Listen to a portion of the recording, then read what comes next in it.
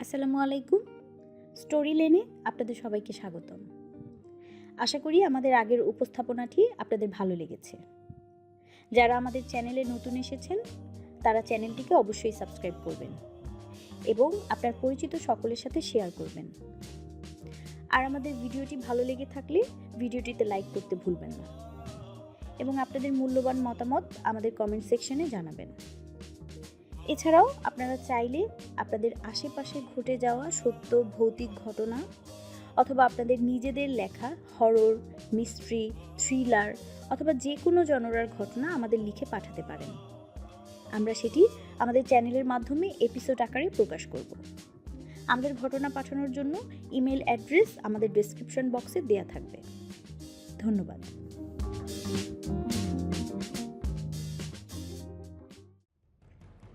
আপনাদের জন্য আমাদের আজকের উপস্থাপনা আমেরিকার বিখ্যাত লেখক জে অ্যানসনের পৃথিবী বিখ্যাত উপন্যাস দি অ্যামিটাভিল হরর।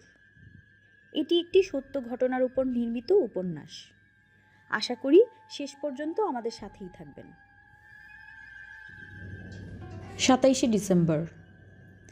বিয়ে শেষে রাত 3টার দিকে ওশান অ্যাভিনিউতে ফিরল লুৎসরা। পুরো আসরেই নানান হইচইতে মেতে থাকলেও ভেতর ভেতর জিমির টাকা হারিয়ে যাওয়ার ব্যাপারটা কুরে কুরে খাচ্ছিল জর্জকে। অনুষ্ঠানে আসলে কখনোই মন ছিল না ওর। এছাড়া আরও কিছু উদ্ভট ঘটনার কারণে বেশ চিন্তায় পড়ে গেছে সে। ভোজসভা শুরুর আগে বরকনে আর নিমন্ত্রিত সকলেই ম্যানরের পাশের একটা ছোট্ট গির্জায় গেল।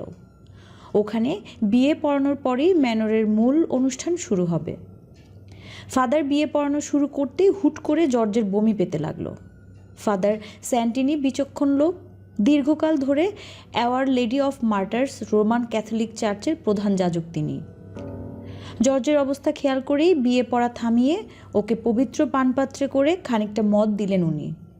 পাত্রে এক চুমুক দিতেই জর্জের মাথা ঘুরে গেল রীতিমতো। এ ভালো লক্ষণ না, কোনোভাবেই না, ফিসফিসিয়ে বলে উঠলেন ফাদার। ওদিকে জর্জ বলতে গেলে পড়েই যাচ্ছিল। সাথে সাথে জিমি গিয়ে ওর হাতটা ধরল। ঝটকা মেরে হাত সরিয়ে গির্জার পিছন দিকে দৌড় দিল জর্জ। ওদিকেই পুরুষদের বাথরুম। বিয়ে পড়ানো হয়ে গেল, সবাই ফিরে এলো ম্যানরে। জর্জের অবস্থাও ভালো।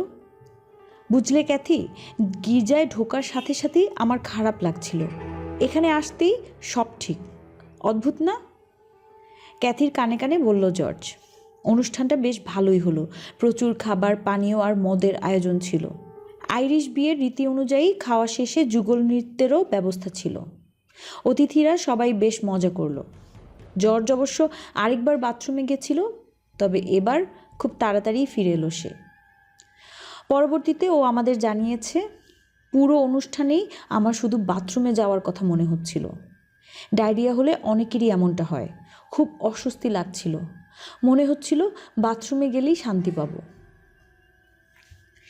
জিমি আর ওর নবপরিণীতা স্ত্রী ক্যারি ওখান থেকেই বারমুডাতে মধুচন্দ্রিমাতে যাওয়ার কথা। ম্যানর থেকে সরাসরি ট্যাক্সিতে করে লাগারদিয়া বিমানবন্দরে চলে যাবে ওরা। আর জিমির গাড়িটা চালিয়ে ক্যাথি আর বাচ্চাদের নিয়ে অ্যামিটাভিলে ফিরবে জর্জ। গাড়ি চালাতে হবে বলে বেশি মদ খায়নি সে। কিছুক্ষণ পর ম্যানরের ম্যানেজার এলো জিমির কাছে ভাড়া বুঝে নিতে। জিমি খানিকটা বিব্রত হয়ে পড়ল, হাজার হলেও সাথে নতুন বউ আছে। ম্যানেজার যদি উল্টাপাল্টা কিছু বলে বসে। যাই হোক, জর্জ আর জিমির শ্বশুর মিলে ম্যানেজারকে জিমির টাকা হারিয়ে যাওয়ার কথাটা খুলে বলল। ওরা দুজন মিলে ম্যানেজারকে অনেক বুঝিয়ে বলল যে বিয়েতে পাওয়া উপহারের টাকা থেকে বাকি টাকাটা দিয়ে দেওয়া হবে। ম্যানেজার এই শর্তে রাজি হলো যে তাকে নগদ টাকাই দিতে হবে, কোনো চেক সে নেবে না। কিন্তু হায়রে জিমির ভাগ্য। কিছুক্ষণ পরেই অনুষ্ঠানের সমাপ্তি ঘোষণা করলেন ফাদার। উপহারের কাউন্টারে গিয়ে খামগুলো আলাদা করলো জর্জ, কিন্তু দেখা গেল বেশিরভাগ খামেই চেক রয়েছে। নগদ টাকা মাত্র $500 মতো। সেই $500 ম্যানেজারের হাতে তুলে দেওয়ার সাথে সাথে রীতিমতো রেগে গেল লোকটা। জর্জ তাকে চেকগুলোর মধ্যে দুটো $500 চেক নিতে বলল, কিন্তু লোকটার এক কথা, সে নগদ টাকাই নেবে। কথা কাটাকাটিতে কেটে গেল প্রায় আধা ঘন্টা।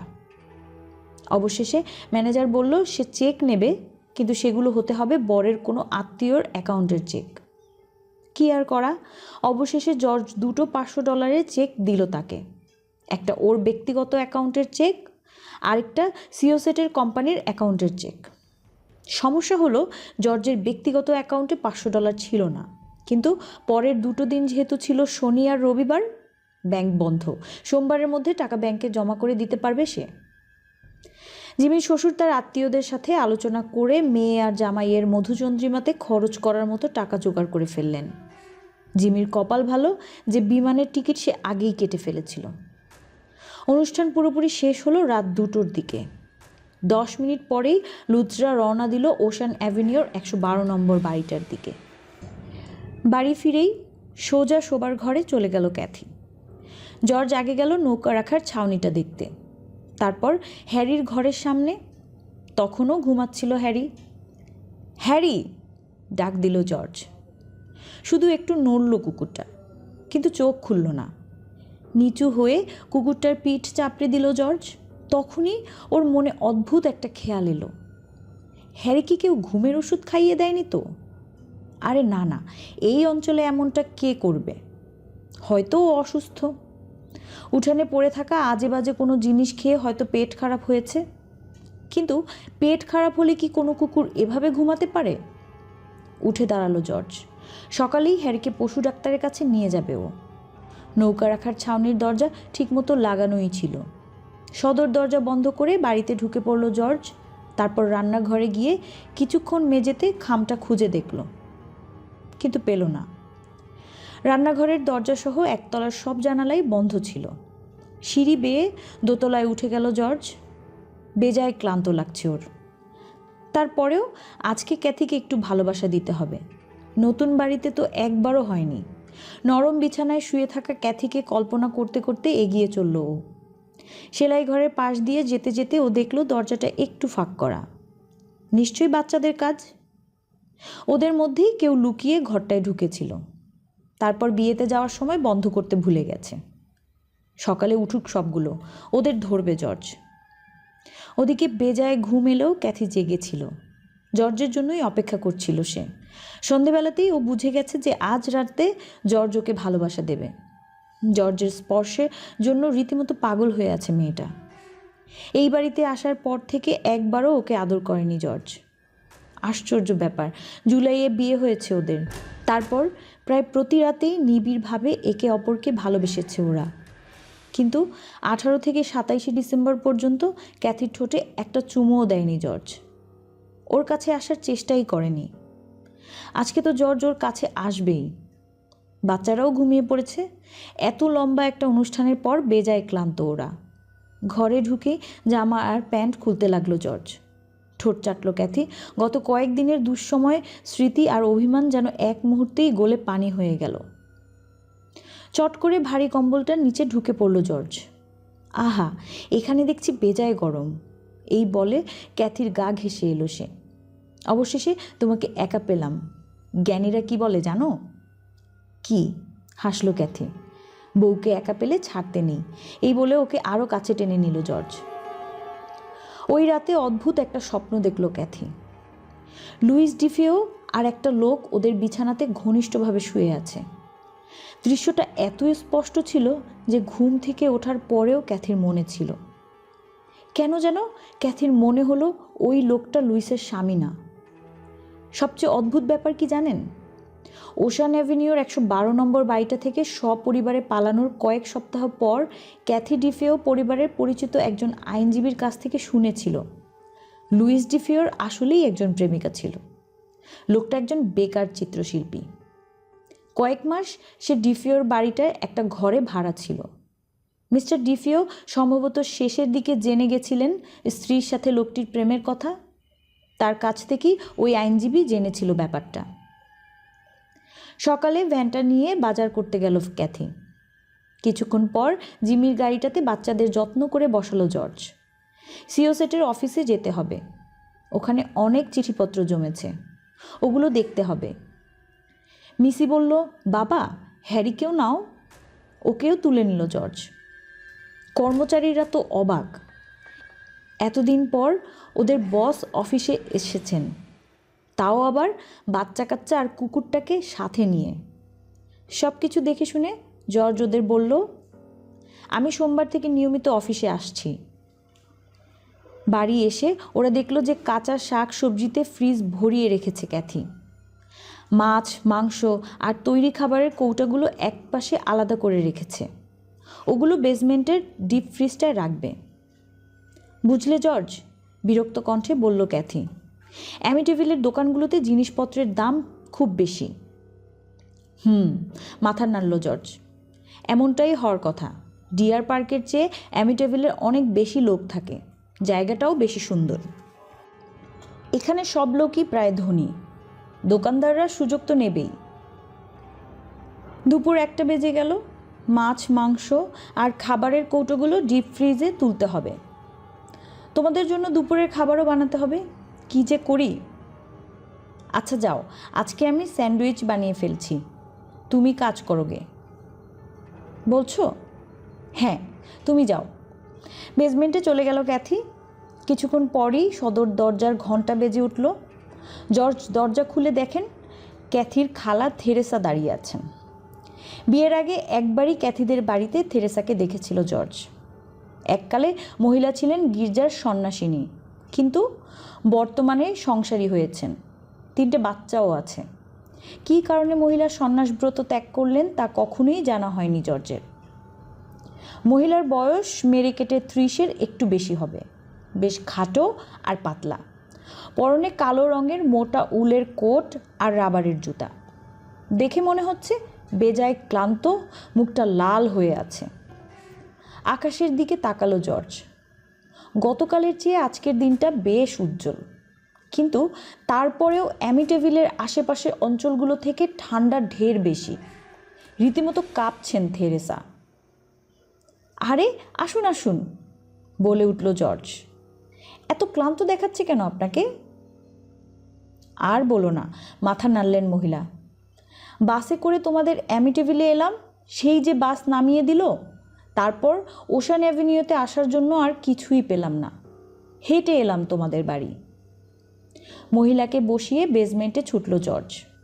ক্যাথি মাছ মাংস গুছিয়ে রাখতে রীতিমতো হিমশিম খাচ্ছে।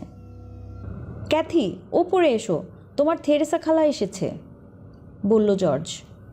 খালা? এই সময়ে? অবাক হলো ক্যাথি। আচ্ছা, তুমি খালাকে বাড়িটা ঘুরিয়ে দেখাও, আমি একটু পরেই আসছি। জর্জ এসে দেখে বাচ্চারা তাদের থেরেসা নানির সামনে দাঁড়িয়ে আছে।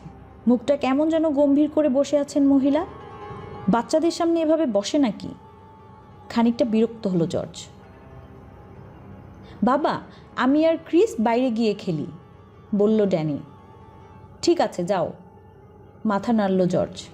কিন্তু শোনো বাবা, উঠানের বেড়ার ওপাশে যেও না যেন, ঠিক আছে? আচ্ছা। বাইরে ছুটল ওরা দুজন। মিসিও দৌড়ে বেসমেন্টে ওর মায়ের কাছে চলে গেল। ওরা সবাই দেখছি চলে গেল। ম্লান হাসি ফুটে উঠল থেরেসার মুখে, যেন খানিকটা কষ্ট পেয়েছেন। বাচ্চা মানুষ, চলুন আপনাকে বাড়িটা ঘুরে দেখাই। ক্যাথি একটু পরেই চলে আসবে। একতলার খাবার ঘর আর বিরাট বসার ঘরটা থেরেসাকে ঘুরে ঘুরে দেখালো জর্জ। হুট করেই ও খেয়াল করলো যে থেরেসা আসার পর থেকেই বাড়িতে ঠান্ডা বেড়ে গেছে। শুধু তাই নয়, কেমন যেন স্যাঁতস্যাঁতে একটা ভাব এসেছে। তোমাদের বাড়িটা একটু বেশিই ঠান্ডা নাকি? বলে উঠলেন থেরেসা। মাথা নাড়ল জর্জ। মানে থেরেসাও বুঝতে পেরেছেন ব্যাপারটা। থার্মোস্ট্যাটের দিকে তাকালো জর্জ। তাপমাত্রা 75 ডিগ্রি দেখাচ্ছে ওখানে। ফায়ার প্লেসের আগুনে আরও কয়েকটা কাঠ দিতে হবে। দোতলায় উঠল ওরা। জর্জ আর ক্যাথির বিছানার পিছনে রাখা আয়নাটা দেখে খানিকটা বিরক্ত হলেন থেরেসা। এককালে সন্ন্যাসিনী ছিলেন তিনি। কোনো দম্পতির বিছানার আশেপাশে আয়না রাখা ইনার পছন্দ করেন না। স্বামী স্ত্রীর একান্ত মুহূর্তগুলো আয়নায় ফুটে ওঠা নাকি ঠিক নয়। জর্জ বলতে যাচ্ছিল যে আয়নাটা ওরা কেনেনি, বরং ডিফিওরাই রেখে গেছে। তারপর কি মনে করে যেন বলল না। কি দরকার এত কৈফিয়ত দেওয়ার? তবে সন্ন্যাসব্রত ছাড়লেও থেরেসার মানসিকতা এখনও বদলায়নি। বাকি ঘরগুলো ঘুরে দেখালো জর্জ। সেগুলোর প্রশংসাই করলেন মহিলা। অবশেষে এলো সেলাই ঘরের পালা। ওটার সামনে এসেই কেমন যেন থমকে গেলেন তিনি। মুখ দেখে মনে হলো বেজায় অস্বস্তিতে পড়ে গেছেন। দরজাটা খুলল জর্জ। প্রায় লাফিয়ে কয়েক পা পিছিয়ে গেলেন থেরেসা। মুখটা রীতিমতো ফ্যাকাশে হয়ে গেছে মহিলার। আমি এই ঘরে ঢুকবো না, রীতিমতো আর্তনাদ করে উঠল তিনি। কি ব্যাপার, এমন করছেন কেন? এই বলে দরজা দিয়ে উকি দিল জর্জ। ভেতরে কিছু দেখেছেন নাকি তেরেসা? না, জানালায় কোনো মাছি টাছি নেই। ঈশ্বরকে ধন্যবাদ, এই বয়সের মহিলারা বেজায় খুঁতখুঁতে হন। মাছি দেখলে হয়তো উনি বলে বেড়াতেন ক্যাথি নিজের নতুন বাড়িটা ঠিকমতো পরিষ্কারও করেনি। কিন্তু ঘরের ভেতর থেকে হিমশীতল হাওয়া বেরিয়ে আসছে। এত ঠান্ডা হলো কি করে ঘরটা? থেরেসার দিকে চাইল জর্জ। অন্যদিকে মুখ ঘুরিয়ে দাঁড়িয়ে আছেন তিনি। অদ্ভুত ব্যাপার, হলো কি? চলুন আমরা 3 তলায় যাই। দরজাটা লাগিয়ে দিল জর্জ। 3 তলাতেও একই রকম আরেকটা ঘটনা ঘটল। সবগুলো ঘর দেখা শেষে বাচ্চাদের খেলা ঘরের দরজায় এসে থমকে দাঁড়ালেন থেরেসা। না না, আমি এখানে ঢুকবো না, এটা আরেকটা খারাপ জায়গা। খারাপ বলতে? অবাক হলো জর্জ। অশুভ। থেরেসার চোখে কেমন যেন শূন্য দৃষ্টি। জর্জ আর থেরেসা নিচে নামার প্রায় সাথে সাথেই মিসিকে সাথে নিয়ে বেসমেন্ট থেকে ফিরল ক্যাথি। খালাকে জড়িয়ে ধরল সে। চলো খালা, তোমাকে আমার রান্নাঘর দেখাই। হাসল ক্যাথি। জর্জ, বেসমেন্টে আমার কাজ এখনও শেষ হয়নি কিন্তু। জানো, ওখানে একটা দেওয়াল আলমারি খুঁজে পেয়েছি। কেন যে ওটা আগে খেয়াল করিনি। কতগুলো খাবারের ক্যান ওখানে রেখে দিব। ভাবছি কদিন পর থেকে ওটাকে ভাড়ার হিসেবে ব্যবহার করব। কোনো উত্তর না দিয়ে বসার ঘরে চলে গেল জর্জ। ফায়ার প্লেসে কাঠ দিতে হবে। ওদিকে বাড়িতে আসার আধ ঘন্টা হতে না হতেই থেরেসা যাওয়ার জন্য অস্থির হয়ে উঠলেন। মনটা বেজায় খারাপ হয়ে গেল ক্যাথির। ভেবেছিল যে ওর খালা রাতে খাবার খেয়ে যাবেন। রাতের খাবার খেয়ে যাও খালা, বলল সে। জর্জ গাড়িতে করে তোমাকে রেখে আসবে। কিন্তু থেরেসা শুনলেনই না। এখানে খুব খারাপ কিছু একটা আছে ক্যাথি। ভয়ে ভয়ে রান্নাঘরে চোখ বোলালেন তিনি। আমাকে এখনই যেতে হবে। কিন্তু থেরেসা খালা, বাইরে অনেক ঠান্ডা, তুমি একটু পরে যেও। না না, আমি এখনই যাব। জর্জকে ডাকো। তাড়াতাড়ি নিজের কোটটা পরে সদর দরজার দিকে এগিয়ে গেলেন তিনি। তখনই একটা নতুন ছেলেকে নিয়ে ভেতরে ঢুকলো ড্যানি আর ক্রিস। জর্জের সাথে করমর্দন করে ক্যাথির গালে আলতোভাবে চুমু খেয়ে তাড়াতাড়ি বেরিয়ে গেলেন থেরেসা। অবাক হয়ে চেয়ে রইল বাচ্চারা। জর্জ আর ক্যাথির মুখেও কথা নেই। হুট করে কি হলো থেরেসার? বাচ্চাদের সামনে এভাবে না গেলেও পারতেন উনি। আস্তে করে বলল জর্জ। আরে ক্রিস, ড্যানি, তোমাদের নতুন বন্ধুর নাম কি? জর্জের কথায় কান না দিয়ে বাচ্চাদের দিকে এগিয়ে গেল ক্যাথি। মা, এর নাম ববি, একটু আগেই দেখা হলো আমাদের, বলল ক্রিস। একটু সামনেই ওদের বাড়ি। হ্যালো ববি, হাসল ক্যাথি। ড্যানির বয়সী হবে ছেলেটা, মাথা ভর্তি কালো চুল। হাই, একটু সংকোচের সাথে হাতটা বাড়িয়ে দিল ববি। করমর্দন করে জর্জকে দেখিয়ে ক্যাথি বলল, ইনি মিস্টার লুটস, আমার স্বামী। মৃদু হেসে ছেলেটার সাথে করমর্দন করল জর্জ। তারপর বলল, তোমরা 3 জন ওপরে গিয়ে খেলো নাকি? চুপ করে কিছুক্ষণ ঘরটার আশেপাশে চোখ বোলালো ববি। তারপর বলল, না ঠিক আছে, আমি এখানেই খেলবো। এখানে? হল ঘরে? অবাক হলো ক্যাথি। হ্যাঁ ম্যাম। আহা, আমাকে ম্যাম বলার দরকার নেই, মিসেস লুটস বললেই হবে। আন্টিও বলতে পারো। এই বলে জর্জের দিকে তাকালো ক্যাথি।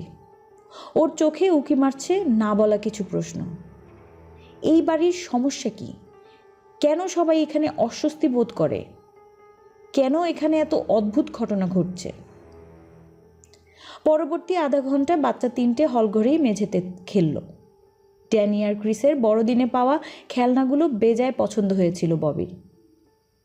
জর্জ অবাক হয়ে খেয়াল করলো যে ববি ওর পরনের জ্যাকেটটা খুলছে না। যাই হোক, ক্যাথি বেসমেন্টে ফিরে গেল। নিজের নতুন ভাড়ার সাজাতে। আর জর্জ ফায়ার প্লেসের সামনে। কিছুক্ষণ পরেই ববি উঠে দাঁড়ালো। তারপর ড্যানি আর ক্রিসকে বলল, আমি বাড়ি যাব।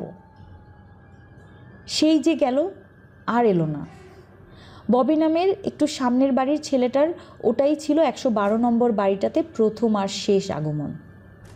এরপর ওকে আর কখনোই লুৎজরা দেখেনি। বাড়িটার বেসমেন্ট 43 ফুট লম্বা আর 28 ফুট চওড়া।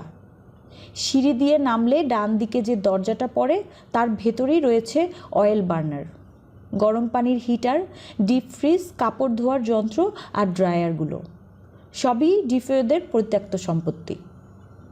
সিঁড়ির বাঁ দিকে আরেক সারি দরজা, তার মধ্যে 28 ফুট লম্বা আর 11 ফুট চওড়া একটা ঘর, খুবই সুন্দর আর সাজানো গোছানো। ওটা সম্ভবত বাচ্চাদের খেলাঘর হিসেবে জায়গাটা ব্যবহার করত ডিফিওরা। দেওয়ালে আখরোট কাঠের প্যানেল বসানো, সিলিংয়ে বেশ কয়েকটা ফ্লুরোসেন্ট বাল্ব। এই ঘরটাকেই অফিস বানানোর ইচ্ছা জর্জের। সিঁড়ির ঠিক নিচে ফাঁকের মধ্যে দেওয়াল আলমারিটা, যেটার কথা ক্যাথি বলছিল। ওটার ডান দিকে আরেকটা খাজের মতো জায়গা, দেওয়ালের প্রায় 7 ফুট গভীরে ঢুকে গেছে। তারপরেই প্লাইউডের দেওয়াল, ওপর থেকে নিচ পর্যন্ত কাঠের তাক লাগানো। সেখানে হয়তো এককালে কেউ এখানে রান্না করত। ক্যাথি টিনগুলো তাকে সাজিয়ে রাখছিল। ভাড়ার ঘর হিসেবে জায়গাটা ভালোই, মনে মনে ভাবল জর্জ। ক্যাথির পছন্দের তুলনা নেই। অন্য কিছু করলে জায়গাটা নষ্ট হতো। রান্নাঘর থেকে খুব সহজেই তাড়াতাড়ি এখানে চলে আসা যাবে।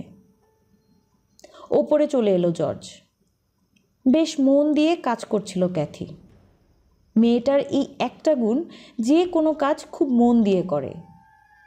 ঠিক তখনই ভারী টিনের কৌটার ওজন সহ্য করতে না পেরে ক্যাচ করে একটা তাক ভেঙে পড়ল। ক্যাথি খেয়াল করলো পিছনের প্লাইউড একটু যেন ফাঁক হয়ে গেছে।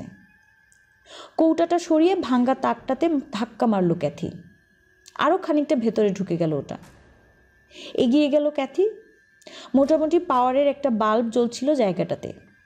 সেই আলোতে সে স্পষ্ট বুঝতে পারল যে ফাঁক হয়ে যাওয়া প্লাইউডের ওপাশে বেশ খানিকটা ফাঁকা জায়গা আছে। এমনটা তো হওয়ার কথা না।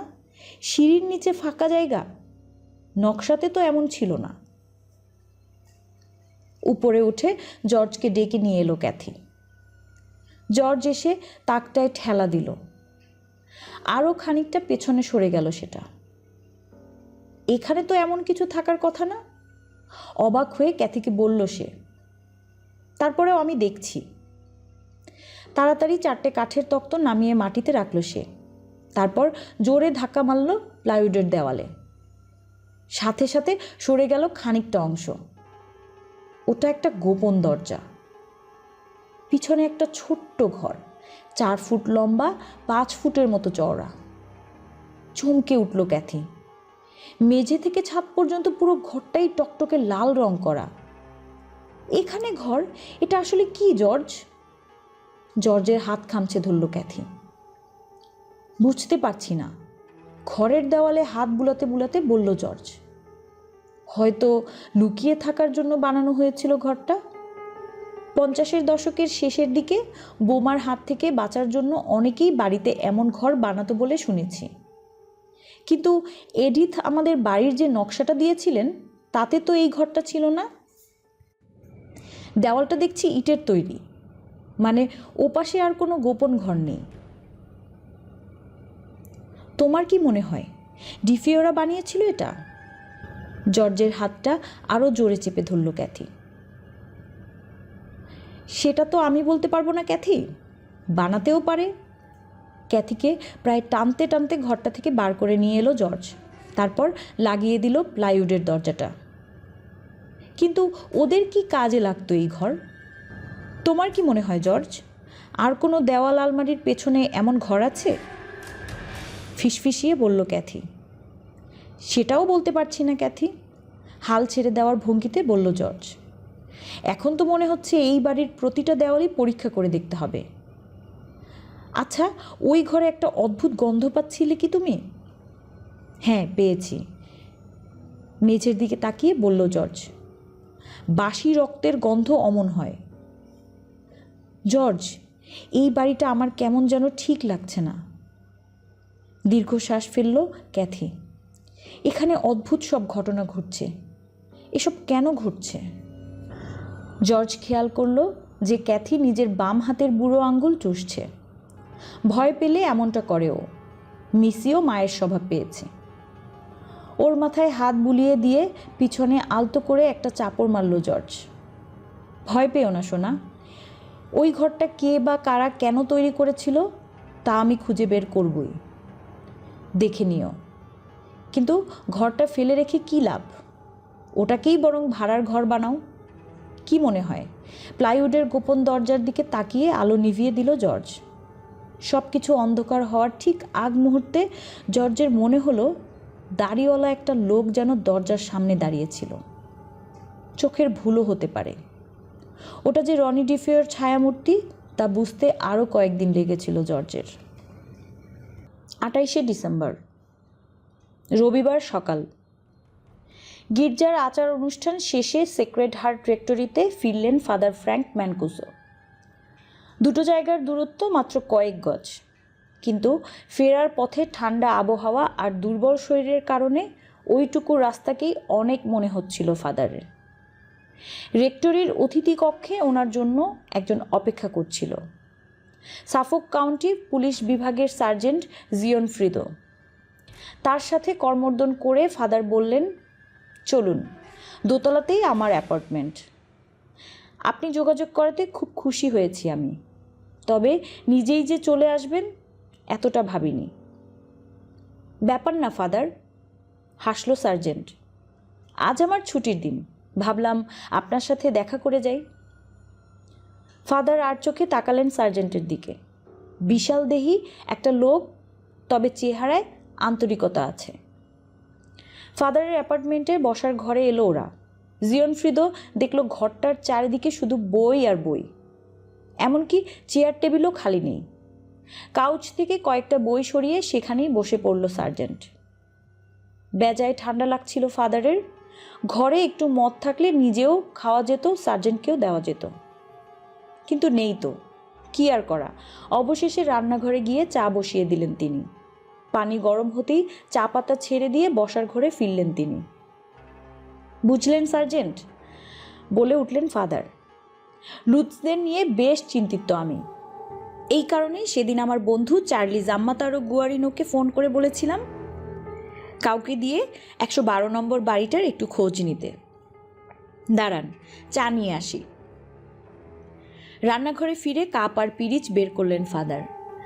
তারপর সেগুলোতে চা ঢেলে বসার ঘরে চলে এলেন। সার্জেন্ট চুপচাপ বসেছিল। চার্লিকে যখন ফোন করলাম, কাপগুলো টেবিলে রাখলেন ফাদার। ও প্রথমে একটু অবাকই হলো। বলেছিল লুৎজের ওই বাড়িটা ওটা ঠিক হয়নি, কারণ ওখানেই তো এক ভয়াবহ হত্যাযজ্ঞ হয়েছিল। অবশ্য কিছু বন্ধুর কাছে আগেই আমি ব্যাপারটা শুনেছিলাম, তবে কি করে এসব হয়েছিল তা জানা নেই। মানে রনি ডিফিও কেন এসব করেছিল। ওই কেসের তদন্তে আমিই ছিলাম ফাদার, গভীর কণ্ঠে বলল সার্জেন্ট। জানি, চার্লি সেদিন বলল আমাকে। আপনার সাথে কথা বলার পরে ও আবার আমাকে ফোন করেছিল। চায়ের কাপটা সার্জেন্টের দিকে এগিয়ে দিলেন ফাদার, তারপর একদম তার মুখোমুখি বসলেন। যাই হোক, কাল রাতে আমার ঘুম আসছিল না। অনেক কষ্টে ভোরের দিকে ঘুমটা এলো। স্বপ্নে আমি ডিফিওদের দেখেছি। কেন এমন হলো সার্জেন্ট? চুপচাপ চায়ের কাপে চুমুক দিয়ে চলল সার্জেন্ট। ওর মুখের দিকে চেয়ে রইলেন ফাদার। তিনি অভিজ্ঞ মানুষ, মানুষের মুখ দেখেই অনেক কিছু বুঝতে পারেন, কিন্তু এই সার্জেন্ট পুরো আলাদা। এর মুখ দেখে সহজে কিছু বোঝা যায় না। নাকি প্রথম দিনে অ্যামিটেভিলে ঘটে যাওয়া ঘটনা খুলে বলবেন সার্জেন্টকে? জর্জের সাথে টেলিফোনে কথা বলার সময়ে ওই অদ্ভুত সমস্যার কথাও বলা যায়। ওদিকে সার্জেন্ট জিওনফ্রিদো কিন্তু ঠিকই ফাদারের মনের কথা বুঝে গেছে। আপনার কি মনে হচ্ছে বাড়িটাতে অদ্ভুত কিছু ঘটছে? কি যে মনে হচ্ছে সেটা আমি নিজেই জানি না, তবে আপনার কি মনে হয়? চায়ের কাপটা নামিয়ে রাখলো সার্জেন্ট। আপনি কি ভাবছেন? বাড়িটা ভুতুড়ে? ওখানে অশুভ কোনো প্রেতশক্তির বাস? আপনি একজন পুলিশ অফিসারের কাছ থেকে ভৌতিক তথ্য চান? আরে আরে, চড়ছেন কেন? মাথা নাড়লেন ফাদার। আচ্ছা, ডিফিও পরিবারের লোকেরা যে রাতে খুন হয়, ওই রাতে আসলে কি ঘটেছিল আমাকে একটু বলা যায়? রনি নামের ছেলেটা নাকি আদালতে বলেছিল যে আকাশ থেকে ভেসে আসা কোনো শব্দের হুকুমে এমনটা করেছে সে। কিছুক্ষণ এক দৃষ্টিতে ফাদারের দিকে তাকিয়ে রইল জিওনফ্রিদো। তারপর একটু কেশে পুলিশি গাম্ভীর্য বজায় রেখে বলতে লাগলো, আপনি বোধহয় বেশ চিন্তিত আছেন, তাই না ফাদার? চোখ মুখ বসে গেছে রীতিমতো। যাই হোক, আপাত দৃষ্টিতে তদন্ত মারফত যতটুকু বোঝা যায়, 1974 সালের 13ই নভেম্বর রাতের বেলা খাবারের সাথে ঘুমের ওষুধ মিশিয়ে দিয়েছিল রোনাল্ড ডিফিও। সবাই ঘুমিয়ে পড়ার পর খুব শক্তিশালী একটা রাইফেল দিয়ে ওদেরকে নির্মমভাবে গুলি করে হত্যা করে পিশাচটা। হ্যাঁ, আদালতে ও বলেছিল যে অদৃশ্য এক কণ্ঠস্বর নাকি ওকে এসব করতে বলেছিল। আরও কিছু শোনার জন্য অধীর আগ্রহে চেয়ে রইলেন ফাদার, কিন্তু সার্জেন্টের মুখে কোনো কথাই নেই। এর বেশি কিছু বলার ইচ্ছা নেই তার।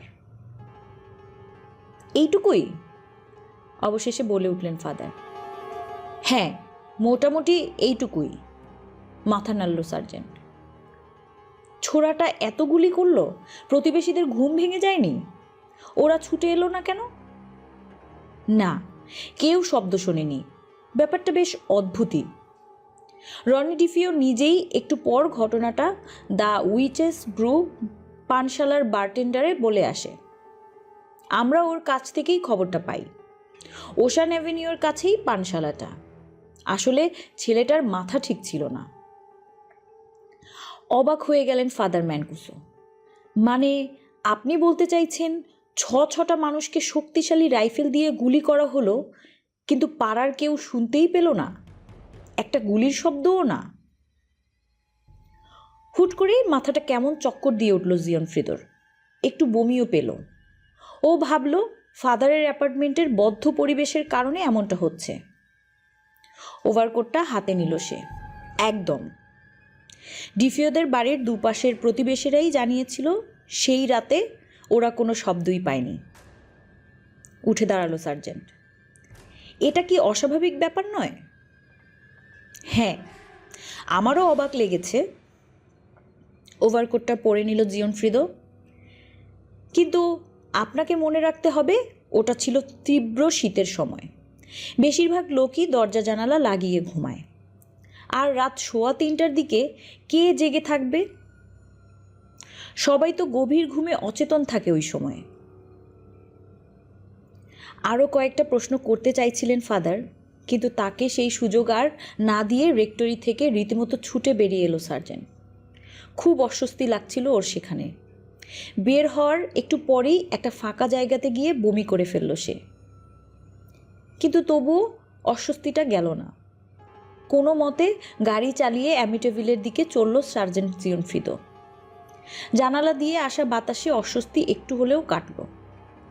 সাধারণত ও 112 নম্বর বাড়িটার পাশ দিয়ে যায়, কিন্তু সেদিন কি মনে করে দ্য উইচেস ব্রু পানশালার পথ ধরল।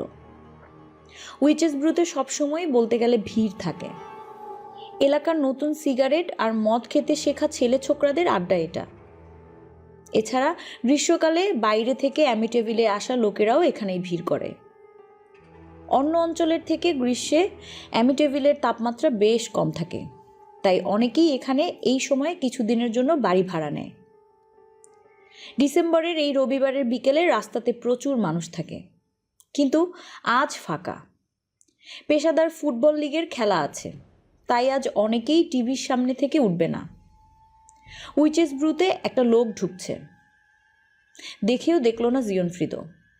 হয়তো লোকটার ফুটবল পছন্দ না, তাই ফাঁকা পানশালার মদ গিলতে চলে এসেছে। প্রায় 50 গজের মতো এগিয়ে হুট করেই গাড়ির ব্রেক কষল সে। পিছনে তাকালো, লোকটা ততক্ষণে ভেতরে ঢুকে গেছে। অদ্ভুত একটা ব্যাপার খেলা করছে ওর মাথায়। লোকটার দেহের গড়ন, দাড়ি, হাঁটার ধরন সব কিছুই রন ডিফিওর মতো। এক দৃষ্টিতে পানশালার দরজার দিকে চেয়ে রইল সার্জেন্ট। ব্যাটা যাজকের সাথে কথা বলে আমার মাথাটাও গেল নাকি? আপন মনেই বলে উঠল সে। ধুর ধুর, ওর কথা কে শোনে। গাড়িটা চালু করলো জিওনফ্রিদো। প্রচণ্ড জোরে ওর গাড়িটা ছুটে চলল বাড়ির দিকে। বিশ্রাম দরকার সার্জেন্টের। ওদিকে দ্য উইচেস ব্রুর ভেতরে এক গ্লাস বিয়ার অর্ডার করলো জর্জ। আচ্ছা, বারটেন্ডার ওর দিকে এভাবে চেয়ে আছে কেন? সে ঢোকার পর থেকেই লোকটা ওভাবে তাকাচ্ছে। মিলার্স কোম্পানির বোতল থেকে গ্লাসে বিয়ার ঢালছে ব্যাটা। হুট করেই আবার জর্জের দিকে চাইল, কিছু একটা বলতে চায় যেন। তারপরে আবার বিয়ার ঢালাতে মন দিল। তারপর গ্লাসটা দিয়ে গেল জর্জের সামনে। গ্লাসে চুমুক দিতে দিতে আশপাশটা ভালো করে খেয়াল করলো জর্জ। মেরিন বাহিনীতে থাকার সময়ে অনেক জায়গায় যেতে হয়েছে জর্জকে। বাহিনী ছাড়ার পর বেছে নিয়েছে ভূমি জরিপের কাজ। এটাও নানান জায়গার ঘুরে ঘুরে করতে হয়। লং আইল্যান্ডের ছোট শহর আর গ্রামগুলোতে এমন পানশালা অনেক দেখেছে সে। টিমটিমে আলো, কোনায় পয়সা দিয়ে গান শোনার একটা জুক বক্স, সিগারেটের ধোঁয়া আর মদের গন্ধ। ও ছাড়া পুরো পানশালায় আর একজনই লোক আছে। লম্বা মেহগনি কাঠের তৈরি কাউন্টার টেবিলের একদম শেষ কোনায় বসে আছে ব্যাটা। কাউন্টারের সামনেই একটা বেশ লম্বা আয়না। কে জানে, হয়তো বারটেন্ডার মুখ দেখে ওখানে। ওই আয়নার ওপরে একটা টিভি, সেখানেই চোখ আটকে আছে লোকটার। ফুটবল ম্যাচের প্রথমার্ধ চলছে। গ্লাসে বেশ কয়েকটা চুমুক দিয়ে আয়নায় ভেসে ওঠা নিজের মুখটার দিকে তাকালো জর্জ। বাড়ির মধ্যে চুপচাপ বসে ভাবার পরিবেশ নেই। বাচ্চাদের চেঁচামেচি তো আছেই, তাছাড়া ওখানে কেন যেন কোনো ব্যাপারেই মন বসে না ওর। একা একা বসে একটু ভাবতে হবে, বাড়িতে হচ্ছে কি, এসব ঘটনার কি আসলেই কোনো ব্যাখ্যা আছে? অদ্ভুত এক ধাঁধায় যেন ফেলে দিয়েছে কেউ ওদের। আর তাছাড়া নতুন বাড়িটাতে আসার পর বাচ্চাদেরও কিছু একটা হয়েছে। ওরা আর আগের মতো নেই, ভয়ঙ্কর রকমের দুষ্ট আর জেদি হয়ে উঠেছে। কিছু কিছু ক্ষেত্রে তো অভদ্র। অথচ এই ওরাই ডিয়ার পার্কে থাকার সময় কত ভালো ছিল। সবচেয়ে বেশি বদলে গিয়েছে মিসির আচরণ। সেদিন রাতে কি সত্যিই মিসির ঘরের জানালায় ওর সাথে কোনো শুয়োরকে দেখেছিল সে? আর জিমির টাকাটারই বা কী হলো? সবার চোখের সামনে থেকে টাকাগুলো কে নিল? রীতিমতো যেন হাওয়াতে মিলিয়ে গেছে খামটা। গ্লাসের বিয়ার শেষ। আরেক গ্লাস দেওয়ার জন্য বারটেন্ডারকে ইশারা করলো সে। তারপর আবার আয়নার দিকে চাইল। আজকাল নিজেকে নিজেই চিনতে পারছে না। শুধু কি বাচ্চাদের আচরণ বদলে গেছে? ও নিজেও তো অনেক বদলে গেছে। প্রায় পুরো সপ্তাহের বেশিরভাগ সময়ই সে ফায়ার প্লেসের সামনে বসে থেকেছে। রাতের বেলা ঘুম থেকে উঠে নৌকা রাখার ছাউনিটা দেখতে গেছে। কিন্তু কেন এখন আবার নতুন করে হাজির হয়েছে বেসমেন্টের লাল ঘরটা? এসব কি হচ্ছে? বাড়িটার ইতিহাস জানতে হবে পুরোপুরি। অ্যামিটিভিল রিয়েল এস্টেট খাজনা আদায় দপ্তরে যেতে হবে কাল। ওখানে বাড়ি সংক্রান্ত যাবতীয় নথি থাকার কথা। ও হ্যাঁ, আপন মনেই বলে উঠল সে। ব্যাংকে গিয়ে $500 জমা করতে হবে, নইলে অ্যাস্টোরিয়া ম্যানরের ম্যানেজার ঝামেলা করবে। বিয়ারের দ্বিতীয় গ্লাসটাও এসে গেছে ততক্ষণে। এক চুমুকেই সেটুকু খেয়ে ফেলল জর্জ। তারপর খেয়াল করলো যে বারটেন্ডার ওর সামনে দাঁড়িয়ে আছে। বোধহয় ভাবছে আবার বিয়ার অর্ডার দেবে ও। আর লাগবে না, হাসল জর্জ। কিছু মনে করবেন না স্যার, আস্তে করে বলল বারটেন্ডার। আপনি কি এদিক দিয়েই যাচ্ছিলেন? মানে বেড়াতে এসেছেন আমাদের অঞ্চলে? আরে না না, হাসল জর্জ। আমি অ্যামিটিভিলেই থাকি, অল্প কিছুদিন হলো এসেছি। বারটেন্ডারের হাতে বিয়ারের দাম দিল সে। মাথা নাড়ল বারটেন্ডার। আমারই ভুল হয়েছে, আপনাকে আমাদের এলাকার এক লোক ভেবে ভুল করেছিলাম। খুচরাগুলো কাউন্টারের উপর রাখলো ও। আসলে সেই লোক আর নেই এখানে। খুব তাড়াতাড়ি যে ফিরবে সে আশাও নেই। হয়তো আর কখনোই ওর সাথে দেখা হবে না। আমাকে মাঝে মাঝেই অন্য লোক ভেবে ভুল করে অনেকে। টাকাগুলো তুলে পকেটে পড়ল জর্জ, সম্ভবত আমার দাড়ির কারণে। আজকাল অনেকেই তো এমন দাড়ি রাখছে, বুঝলেন? যাই হোক, আবার দেখা হবে।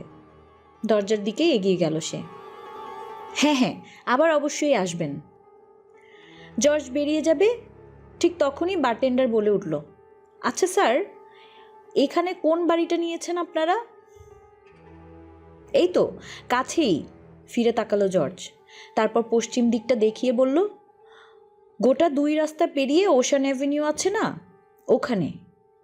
ওশান অ্যাভিনিউর কোন বাড়িটা? 112 নম্বর বাড়ি। সাথে সাথে চমকে উঠল বারটেন্ডার। বিয়ারের খালি গ্লাসটা ওর হাত থেকে মাটিতে পড়ে ভেঙে খান খান হয়ে গেল। ঝনঝনে একটা শব্দ হলো, তারপর সব চুপচাপ। জর্জের জন্য অপেক্ষা করছে ক্যাথি। বসার ঘরে ক্রিসমাস ট্রিটার পাশে চুপচাপ বসে আছে সে। আজকাল একা একা রান্নাঘরে থাকতে ভয় পায় মেয়েটা। আবার যদি সেই অদৃশ্য হাত তাকে ধরে, কিংবা পারফিউমের সেই গন্ধটা। না, এখানে একা থাকা যাবে না। 3 তলায় ক্রিস আর ড্যানির শোবার ঘরে গেছে মিসি। 3 জনে মিলে একটা পুরনো সিনেমা দেখছে। আজকে ওদের কেউই তেমন দুষ্টুমি করেনি। ওপর থেকে মিসির হাসির শব্দ ভেসে এলো। খুব জোরে জোরে হাসছে সে। ওরা যে সিনেমাটা দেখছে সেটার নাম সম্ভবত অ্যাবট অ্যান্ড কস্টেলো। হুট করেই জিমির টাকার কথাটা মনে এলো ক্যাথির। সে আর জর্জ মিলে রান্নাঘর, বসার ঘর আর হল ঘরের প্রতিটা ইঞ্চি খুঁজে দেখেছে। আলমারিগুলোও খুলে দেখা হয়েছে। পুরো বাড়ির আনাচে কানাচে সব জায়গা দেখা হয়েছে, কিন্তু খামটা আর পাওয়া যায়নি। যেন হাওয়ায় মিলিয়ে গেছে ওটা। কোথায় গেল ওটা? বাইরের কেউ এসে যে নেবে সেই সম্ভাবনাও নেই। ওদিন বাইরে থেকে কেউ এসেছিলও না। রান্নাঘরে কিছু নড়ে উঠল না। রীতিমতো পিলে চমকে উঠল ক্যাথির। না না, সব ওর মনের ভুল। আজকাল রান্নাঘর নিয়ে একটু বেশিই ভাবছে সে। অন্য ঘরগুলো নিয়েও তো ভাবা যায়। আচ্ছা, কোন ঘর নিয়ে ভাববে? দোতলার সেলাই ঘর নাকি বেসমেন্টের লাল ঘরটা? একবার বেসমেন্টে যেয়ে দেখবে নাকি? চেয়ার থেকে উঠে দাঁড়ালো সে। না বাবা, একা ওখানে যাব না, আপন মনেই বলে উঠল ক্যাথি। আবার বসে পড়ল সে। ঘরটাকে আরও ভালো করে দেখা উচিত ছিল ওদের। লাল দেয়ালগুলো দেখেই ভয় পেয়ে গেছিল ও আর জর্জ। হাত ঘড়ির সময় দেখল ক্যাথি। বিকাল 4টা বাজে প্রায়। জর্জ কোথায়? প্রায় 1 ঘন্টা আগে বেরিয়ে গেছে সে। ঠিক ওই সময়েই ক্যাথির মনে হলো ডান দিকে কিছু একটা নড়ছে। বিয়ের পর প্রথম বড়দিনে ক্যাথি জর্জকে একটা বেশ বড় আকারের 4 ফুট লম্বা সিরামিকের সিংহ মূর্তি দিয়েছিল। হাঁটু গেড়ে বসে থাকা নকল সিংহটা দেখলে মনে হয় এই যেন অদৃশ্য শিকারের উপর ঝাঁপিয়ে পড়বে। এমনভাবে রং করা হয়েছে, দেখে মনে হয় ওটা আসল। জর্জের খুবই পছন্দের জিনিস ওটা। ডিয়ার পার্কের বাড়িটাতেও বসার ঘরে থাকতো, এখানেও আছে। ফায়ারপ্লেসের কাছে জর্জের চেয়ারটার পাশে বড় টেবিলটার উপর রাখা আছে সিংহটা। মূর্তিটার দিকে ঘুরে তাকালো ক্যাথি।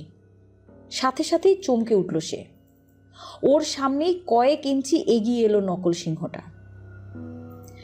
সার্জেন্ট জিওনফ্রিদো চলে যাওয়ার পর নিজের উপরেই রাগ উঠল ফাদার ম্যানকুসোর। কি করবেন এখন তিনি? সার্জেন্ট ওনার কথা বিশ্বাস করেনি। হয়তো উনিই ঠিকমতো বুঝিয়ে বলতে পারেননি লোকটাকে।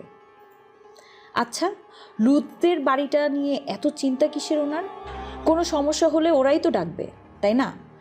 না, ওই ঘটনা নিয়ে এত ভাবলে চলবে না। নিজেকে ব্যস্ত রাখতে হবে। টেবিলের ওপর জমে থাকা গির্জার নানান কাজের ফাইলগুলো দেখতে বসলেন ফাদার। অসুস্থতার অজুহাত দিয়ে ওগুলো দেখা হয়নি।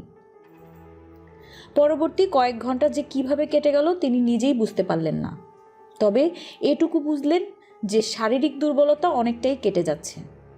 শরীরের শীত শীত ভাবটাও আর নেই। না, আর ওই বাড়িটার কথা ভাবা যাবে না। কিন্তু জিওনফ্রিদো যেভাবে রোনাল্ডিফিওর অপকর্মের বর্ণনা দিল, ব্যাপারটা কেমন যেন। ছটা মানুষকে ব্যাটা খুন করলো, কিন্তু কেউ গুলির শব্দ পেল না। বাড়িটা নিয়ে ওনার আশঙ্কার কথাও রীতিমতো উড়িয়ে দিয়েছে লোকটা। সন্ধ্যা প্রায় 6টা বেজে গেছে। জিওনফ্রিদোর সাথে ওই 1 কাপ চা খাওয়ার পর আর কিছুই খাননি ফাদার। আড়মোড়া ভেঙে হাতের ফাইলটা টেবিলের উপরে রেখে রান্নাঘরে গেলেন তিনি। তখনই বসার ঘরে টেলিফোনটা বেজে উঠল। এটা ওনার ব্যক্তিগত নাম্বার, শুধুমাত্র পরিচিত কিছু লোকের কাছেই আছে, এমনকি গির্জার কর্মচারীদের কাছেও নেই। হ্যালো, ফোনটা ধরলেন ফাদার, কিন্তু ওপাশ থেকে কোনো শব্দ নেই, শুধু একটানা ক্যাচ ক্যাচ শব্দ। ভয়ের একটা তীব্র স্রোত যেন জমিয়ে দিল ফাদারকে। রিসিভারটা হাতে নিয়ে দাঁড়িয়ে রইলেন উনি। শেষবার যখন জর্জ লুজের সাথে কথা বলেছিলেন, তখনও তো এমনটা হয়েছিল। রিসিভারটা কানে নিয়ে চুপচাপ দাঁড়িয়ে আছে জর্জ। ওপাশ থেকে ভেসে আসছে একটানা ক্যাচ ক্যাচ শব্দ। বেজায় বিরক্ত লাগছে ওর। আজকাল ক্যাথি একা রান্নাঘরে যেতে ভয় পায়, তাই জর্জ ওখানে বসেছিল, বাচ্চারাও পাশেই খেলছিল। তখনই বেজে ওঠে ফোনটা, আর ফোন ধরেই ওই অবস্থা। রাগের মাথায় ধম করে রিসিভারটা ফোনের উপর রেখে দিল ও। জর্জ, খাবার তৈরি, এসে পড়ো, বলে উঠল ক্যাথি। বুঝলে ক্যাথি, মনে হয় কোনো হারামজাদার হাতে আমাদের নম্বরটা পড়েছে। ফোন করে কোনো কথা বলে না, উদ্ভট আওয়াজ করে। ক্রিসের থালায় তরকারি তুলে দিতে দিতে মুখ তুলে চাইল ক্যাথি। বাচ্চারা সন্ধ্যার নাস্তা খেতে বসে গেছে, একটু আগেই বাড়ি এসেছে জর্জ। ক্যাথি দেরির কারণ জিজ্ঞাসা করাতে বলেছে, এই একটু পায়ে হেঁটে আশেপাশের এলাকা দেখে এলাম। আমাদের ওশান অ্যাভিনিউ অ্যামিটেভিলের সবচেয়ে সুন্দর জায়গা, বুঝলে। বেশ ফুরফুরে লাগছিল জর্জকে, তাই আর সিরামিকের সিংহের সরে আসার ঘটনাটা ওকে বলেনি ক্যাথি। কি দরকার মানুষটাকে শুধু শুধু এসব বলা? হতেও তো পারে ওর চোখের ভুল। আর তাছাড়া বললে যদি জর্জ মেজাজ খারাপ করে? সেই তো মেজাজ খারাপ করলই জর্জ। কি হলো আবার? ভয়ে ভয়ে বলে উঠল ক্যাথি। আরে, ফোন দিয়ে কোনো কথা বলে না, কেমন যেন উদ্ভট একটা শব্দ হয়। ফাজলামো নাকি? বসতে বসতে বলল জর্জ। লাইনের ঝামেলাও তো হতে পারে, তুমি খাও। আরে দাঁড়াও, উঠে দাঁড়ালো জর্জ। সেদিন ফাদার ম্যানকুসের সাথে কথা বলতে বলতেও এমনটা হলো। উনি আবার আমাদের ফোন করছেন না তো? বলতে বলতেই টেলিফোনের কাছে গিয়ে ফাদারের ব্যক্তিগত নম্বর ডায়াল করলো সে। 10 বার রিং হলো, কিন্তু ওপাশে কোনো সাড়া নেই। রিসিভারটা নামিয়ে রেখে রান্নাঘরের বেসিনের উপর লাগানো ইলেকট্রিক ঘড়িটার দিকে তাকালো জর্জ। ঠিক সন্ধ্যা 7টা বাজে। হুট করেই কেঁপে উঠল ওর শরীরটা, কেমন যেন শীত শীত করছে। পুরো ঘরের তাপমাত্রা হঠাৎ করেই যেন কমে গেল। ক্যাথি, ঘরটা কেমন যেন ঠান্ডা হয়ে আসছে, তাই না? ফিসফিসিয়ে বলল জর্জ। ফাদার ম্যানকুসোর থার্মোমিটারটা তুলে দেখলেন তাপমাত্রা 102 ডিগ্রি। তার মানে আবার জ্বর আসছে ওনার। নাড়ির স্পন্দন দেখতে হবে। হাত ঘড়ির সেকেন্ডের কাঁটা 12টা স্পর্শ করল। একদম সন্ধ্যা 7টা বাজে। কবজিতে আঙুল রেখে গুনতে শুরু করলেন ফাদার। পুরো 1 মিনিট গোনার পর চমকে উঠলেন তিনি। 120। সাধারণত যেখানে গতি থাকে 80। ওনার বুঝতে বাকি রইল না যে আবার অসুস্থ হতে চলেছেন। ক্যাথি, আমি ফায়ার প্লেসে কিছু কাঠ দিয়ে আসি, এই বলে বসার ঘরের দিকে ছুটে চলল জর্জ। আরে আরে, না খেয়ে যাচ্ছ কোথায়? ক্যাথি উঠে পড়ল। মনটা বেজায় খারাপ হয়ে গেছে ওর। আবার এইসব অদ্ভুত ঘটনা শুরু হয়েছে। ঠিক তখনই বসার ঘর থেকে খুব জোরে একটা শব্দ এলো। ক্যাথি গিয়ে দেখে জর্জ মেঝেতে পড়ে আছে। এই বালের সিংহটা মেঝেতে কে রাখলো? খেকিয়ে উঠল জর্জ। আরেকটু হলে মাথা ফেটে মরেই যেতাম মনে হয়। 29 থেকে 30 ডিসেম্বর, পরের দিন সকাল, সোমবার। প্রচণ্ড ব্যথায় ডান পা বলতে গেলে নড়াতেই পারছে না জর্জ। গোড়ালিতে বেজায় চোট লেগেছে বেচারার। তবু ভাগ্য ভালো বলতে হবে, অল্পের ওপর দিয়ে বেঁচে গেছে সে। সিংহ মূর্তিতে হোঁচট খেয়ে ফায়ারপ্লেসের সামনে জড়ো করা কাঠগুলোর উপর পড়েছিল জর্জ। যদি ফায়ারপ্লেসের ভেতরে পড়তো তবে? ডান চোখের ওপরেও খানিকটা কেটে গেছে, কিন্তু ক্যাথি তাড়াতাড়ি ব্যান্ডেড লাগিয়ে দেওয়ায় তেমন রক্ত পড়েনি। তবে ক্যাথি একটা অদ্ভুত জিনিস খেয়াল করেছে, জর্জের গোড়ালিতে দাঁতের চিহ্ন, যেন ওখানে কোনো কিছু কামড়েছে। ব্যাপারটা নিয়ে বেশ অস্বস্তিতে আছে সে। খুঁড়িয়ে খুঁড়িয়ে নিজেদের 1974 সালের বিশেষ মডেলের ফোর্ড ভ্যানটায় উঠল জর্জ। বাইরে তাপমাত্রা 20 ডিগ্রির কাছাকাছি। জর্জ ভেবেছিল গাড়ির ঠান্ডা মোটর গরম হতে বেশ খানিকটা বেগ পেতে হবে, কিন্তু কয়েকবার চেষ্টা করলেই চালু হয়ে গেল ইঞ্জিন। সিওসেটের অফিসের দিকে রওনা হলো জর্জ। আজকের প্রথম কাজ হলো ব্যক্তিগত অ্যাকাউন্টে $500 জমা করে দেওয়া, যাতে করে অ্যাস্টোরিয়া ম্যানরের ম্যানেজার টাকাটা পেয়ে যায়। নিজের ব্যবসা প্রতিষ্ঠান উইলিয়াম এইচ প্যারি ইনকর্পোরেটেড ক্যাশ বাক্স থেকেই টাকাটা নেবে সে। সানরাইজ হাইওয়ে ধরে এগিয়ে চলছে জর্জের গাড়ি। হুট করেই পিছনে খুব জোরে ঝাঁকুনি দিয়ে উঠল। রাস্তার একপাশে গাড়িটা থামিয়ে নামলো জর্জ। পিছন দিকটা পরীক্ষা করে দেখতে হবে। আশ্চর্য ব্যাপার, একটা শক অ্যাবজর্ভার রীতিমতো খুলে পড়ে গেছে। গাড়ি পুরনো হলে এমনটা হতে পারে। সামনে এসে নিচের দিকের বিশেষ মিটারটা দেখল জর্জ। কেনার পর থেকে এখন পর্যন্ত মাত্র 26,000 মাইল চলেছে গাড়িটা। আবার গাড়ি চালু করলো সে। এবার একটু আস্তে চালাতে লাগলো। অ্যামিটেভিলে ফিরে যাওয়ার পর শক অ্যাবজর্ভারটা বদলে দিতে হবে। জর্জ বেরিয়ে যাওয়ার পর কিছুক্ষণ পরেই ক্যাথিকে ফোন করলেন ওর মা। বারমুডা থেকে জিমি আর ক্যারি ওনাকে পোস্টকার্ড পাঠিয়েছে। আচ্ছা শোনো ক্যাথি, বাচ্চাদের নিয়ে আমার এখানে ঘুরে যাও একবার, বললেন ক্যাথির মা। একা একা ভালো লাগছে না আমার। জিমির গাড়িটা তখনও ক্যাথিদের বাড়িতেই ছিল। গ্যারেজের সামনেই রাখা ছিল ওটা। সেটা চালিয়ে বাচ্চাদের নিয়ে চাইলেই ঘুরে আসা যায়, কিন্তু ক্যাথির কেন যেন বেরোতে ইচ্ছা করছে না। না মা, আজ না, অনেক কাপড় কাচতে হবে, মাকে অজুহাত দেখালো সে। তবে নববর্ষের আগের সন্ধ্যায় আমি আর জর্জ মিলে তোমার ওখানে আসতে পারি। যদিও তেমন কোনো পরিকল্পনা এখনো করিনি, তারপরেও জর্জ আসুক, বলে দেখি ওকে। ফোনটা রেখে আশেপাশে তাকালো ক্যাথি। কি করবে ভেবে পাচ্ছিল না। গতকালের সেই মন খারাপের ভাবটা এখনো যায়নি। কাপড় কাচবে? বেসমেন্টে নামার সাহসই তো নেই ওর। রান্নাঘরেও একা যাচ্ছে না। সিরামিকের সিংহটার আধিভৌতিক আচরণের পর বসার ঘরে যেতেও ভয় লাগে। তার চেয়ে বরং ওপরতলা গিয়ে বসা যাক। মিসি তো দোতলাতেই আছে, ড্যানি আর ক্রিসও 3 তলায় খেলছে। ওদের কাছাকাছি থাকলে তেমন ভয় টয় লাগবে না। দোতলায় মিসির ঘরে উকি মারল ক্যাথি।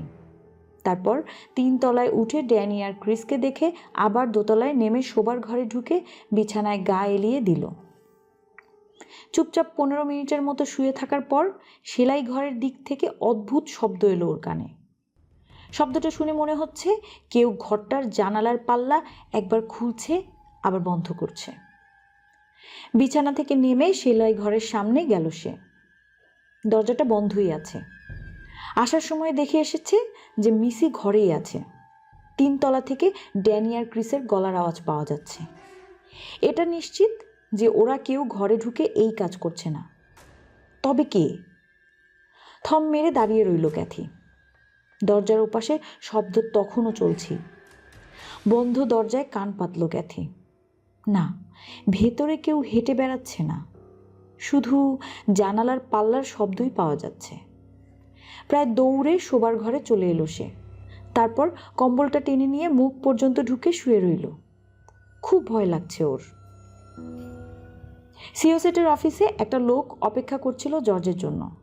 লোকটা বলল, আমি কর বিভাগের একজন পরিদর্শক। আপনার অফিসের সব কাগজপত্র দেখতে হবে, এছাড়া কর সংক্রান্ত সব নথিও পরীক্ষা করতে হবে। জর্জ সাথে সাথে অফিসের হিসাবরক্ষককে ডেকে পাঠালো। তার সাথে কিছুক্ষণ আলোচনা করে পরিদর্শক বলল, আমি তবে জানুয়ারির 7 তারিখে আসব, আপনারা সব কাগজপত্র প্রস্তুত রাখবেন। লোকটা বিদায় নেওয়ার পর হাত ছেড়ে বাঁচল জর্জ। তাড়াতাড়ি কোম্পানির অ্যাকাউন্ট থেকে $500 নিজের ব্যক্তিগত অ্যাকাউন্টে পাঠানোর ব্যবস্থা করলো সে। এরপর কর্মচারীরা সবাই ওকে সেই সব কাজগুলোর ফাইল দেখালো যেগুলো এই কদিনই এসেছে। ভালো করে সবগুলো ফাইল পরীক্ষা করলো জর্জ। তারপর অল্প কিছু নির্দেশনা দিল সবাইকে। তাড়াহুড়ো করছিল সে। ডিফিও পরিবার আর ওশান অ্যাভিনিউর 112 নম্বর বাড়িটার অতীত সম্পর্কে জানতে হবে ওকে। তবে একজন কর্মচারী জিজ্ঞাসা করলো, বস, অফিসে হুট করে অনিয়মিত হয়ে গেলেন যে? আরে একটু অসুস্থ ছিলাম বুঝলে, হাসলো জর্জ। খুব তাড়াতাড়ি নিয়মিত হয়ে যাব, এছাড়া আর কী বা বলার আছে? বাড়ির অদ্ভুত ঘটনাগুলো তো আর খুলে বলা যায় না, আর বললেও ওরা বিশ্বাস করবে না। অফিসের কাজ শেষ করতে করতেই দুপুর 1টা বেজে গেল। অফিস থেকে বেরিয়ে এলো জর্জ। লং আইল্যান্ডের সর্বাধিক প্রচলিত খবরের কাগজ হলো নিউজডে। বিভিন্ন কোম্পানিগুলো রীতিমতো হুমড়ি খেয়ে পড়ে ওদের কাগজে বিজ্ঞাপন দেওয়ার জন্য। জর্জও কয়েকবার নিজের কোম্পানির বিজ্ঞাপন দিয়েছে ওখানে। নিউজডের অফিস গার্ডেন সিটিতে। ডিফিওদের সম্পর্কে ওদের কাছেই সবচেয়ে বেশি তথ্য থাকার কথা। নিউজডে অফিসের রিসেপশনে বসে থাকা লোকটা জর্জকে চিনত। সব কিছু শুনে সে বলল, আপনি এক কাজ করুন, আমাদের মাইক্রোফিল্ম বিভাগে চলে যান। ওখানে গিয়ে আমার কথা বললেই হবে, ওরা সব দেখাবে আপনাকে। সেটাই করলো জর্জ। জর্জের মুখে হত্যাকাণ্ডের তারিখ শুনে সেখানকার একজন কেরানি ওই দিনের ঘটনা আর রোনাল্ড ডিফিওর বিচার সংক্রান্ত কয়েকটা রিল বের করে দিল। জর্জ শুধুমাত্র হত্যাকাণ্ড সংক্রান্ত রিলগুলোই চেয়েছিল, কিন্তু লোকটা বলল, ওর বিচার তো শুরু হয়ে গেছে রিভার হেডে এই কমাস আগে। বিচার সংক্রান্ত তথ্যগুলোও দেখে নিন। একবারেই সব দিয়ে দিলাম। পাশের ঘরে মেশিন আছে, ওখানে গিয়ে মাইক্রোফিল্মগুলো দেখুন। ওই ঘরে গিয়ে রিল চালিয়ে দিল জর্জ। কিছুক্ষণের মধ্যেই ওর সামনে ভেসে উঠল 14ই নভেম্বর 1974 সালের খবরের কাগজে ছাপা রনি ডিফিওর ছবিটা। হত্যাকাণ্ডের পরের দিন সকালে গ্রেপ্তার করা হয় তাকে। ততক্ষণে ওশান অ্যাভিনিউতে গিয়ে 6টা মৃতদেহ পেয়ে গেছে পুলিশ। দাড়িওয়ালা 24 বছর বয়স্ক রোনাল্ড ডিফিও দেখতে অনেকটাই জর্জের মতো। কিছুক্ষণ থম মেরে বসে রইল জর্জ। তারপরেই ওর মনে পড়ল যে বেসমেন্টের ওই গোপন ঘরটায় দরজায় কয়েক মুহূর্তের জন্য যে ছায়ামূর্তিটা দেখেছিল, ওটা আসলে রনি ডিফিও। বিবরণে বলা হয়েছে, রনি সেদিন রাতেই বাড়ির কাছে একটা পানশালায় ছুটে গেছিল সাহায্যের জন্য। সেখানে গিয়ে ও বলে যে অজানা কেউ ওর বাবা, মা, ভাই আর বোনদের মেরে ফেলেছে, সুযোগ পেলে ওকেও মেরে ফেলবে। কিছুক্ষণ পর দুজন বন্ধুকে নিয়ে ওশান অ্যাভিনিউর বাড়িটাতে ফেরে রনি। বাড়ি এসে ওর বন্ধুরা দেখে রোনাল্ড ডিফিও সিনিয়র 43 বছর, লুইস 42 বছর, অ্যালিসন 13 বছর, ডন 18 বছর, মার্ক 11 বছর আর জন 9 বছর, সবাই মৃত। প্রত্যেকেই উপুর হয়ে শুয়েছিল। সবারই পিঠে গুলি করা হয়েছে। সব পরীক্ষকের মতে রাত 3:15টার দিকে মৃত্যু হয়েছে সবার। একই সময়ে 6 জন মানুষের মৃত্যু বেশ অদ্ভুত। পরের দিন সকালে রনি ডিফিওকে গ্রেপ্তার করে পুলিশ। ততক্ষণে রনি বলে দিয়েছে যে সেই আসলে খুন করেছে সবাইকে। অ্যামিটেবল পুলিশের মতে খুনের কারণ $2 লক্ষ জীবন বীমা আর রনির মা বাবার শোবার ঘরের দেওয়াল আলমারিতে লুকানো টাকা ভর্তি একটা সিন্দুক। পুলিশ চার্জশিট দাখিল করার পর রিভারহেডের স্টেট সুপ্রিম কোর্টে রনির বিচার আনুষ্ঠানিকভাবে শুরু হবে। প্রথম রিলটা খুলে দ্বিতীয় রিলটা মেশিনে লাগালো জর্জ। এতে 7 সপ্তাহ ধরে চলা রনি ডিফিওর বিচারের প্রতিটি দিনের বিবরণ রাখা হয়েছে। সেপ্টেম্বর থেকে নভেম্বর পর্যন্ত চলেছিল ওর বিচার।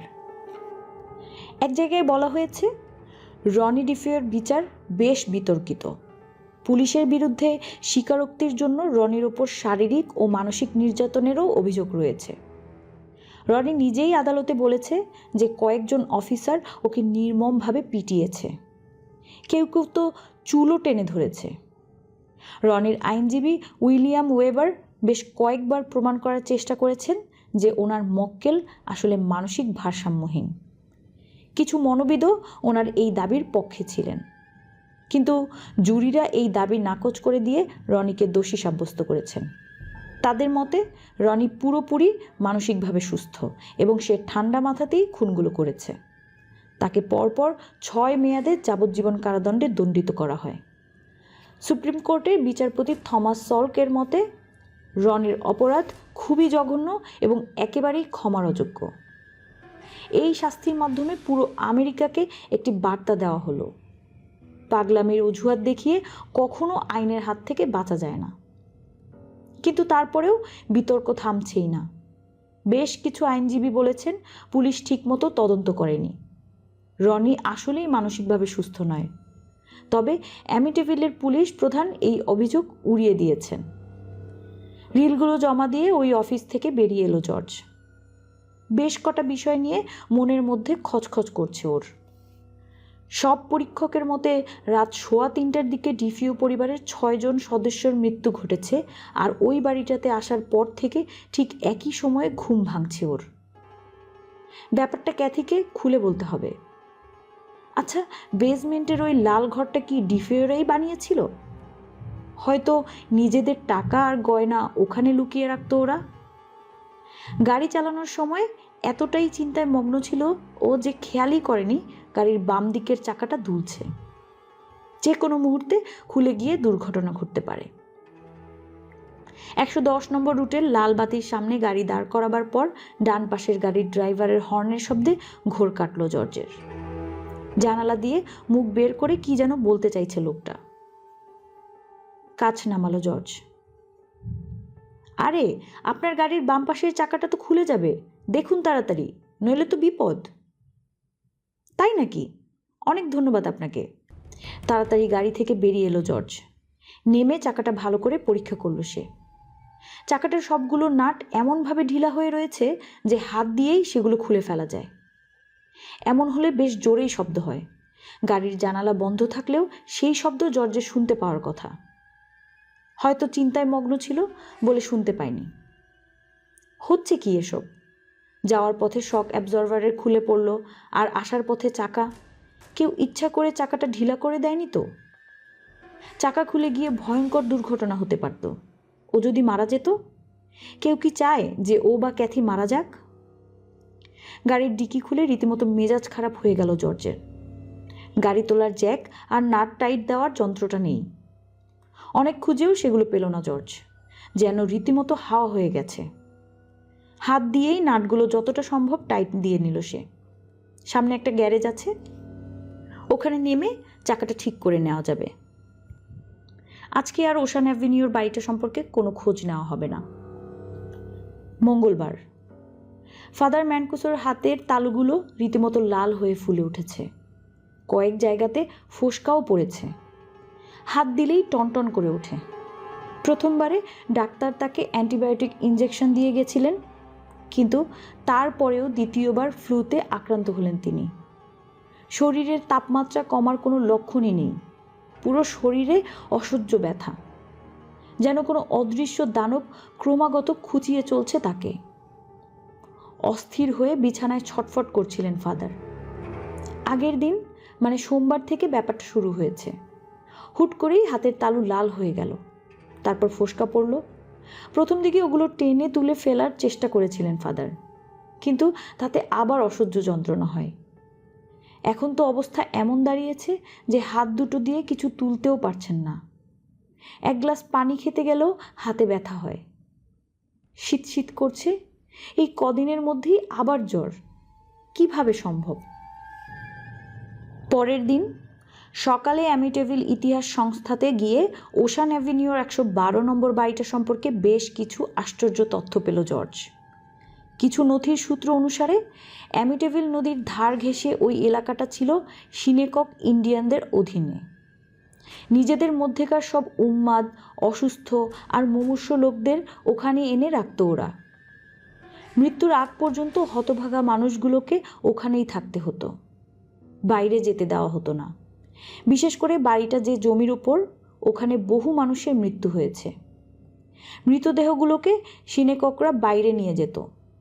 ওই অঞ্চলে কাউকে কবর দেওয়া হতো না, কারণ ওদের ওঝাদের মতে জায়গাটাতে নরকের পিশাচেরা আছে।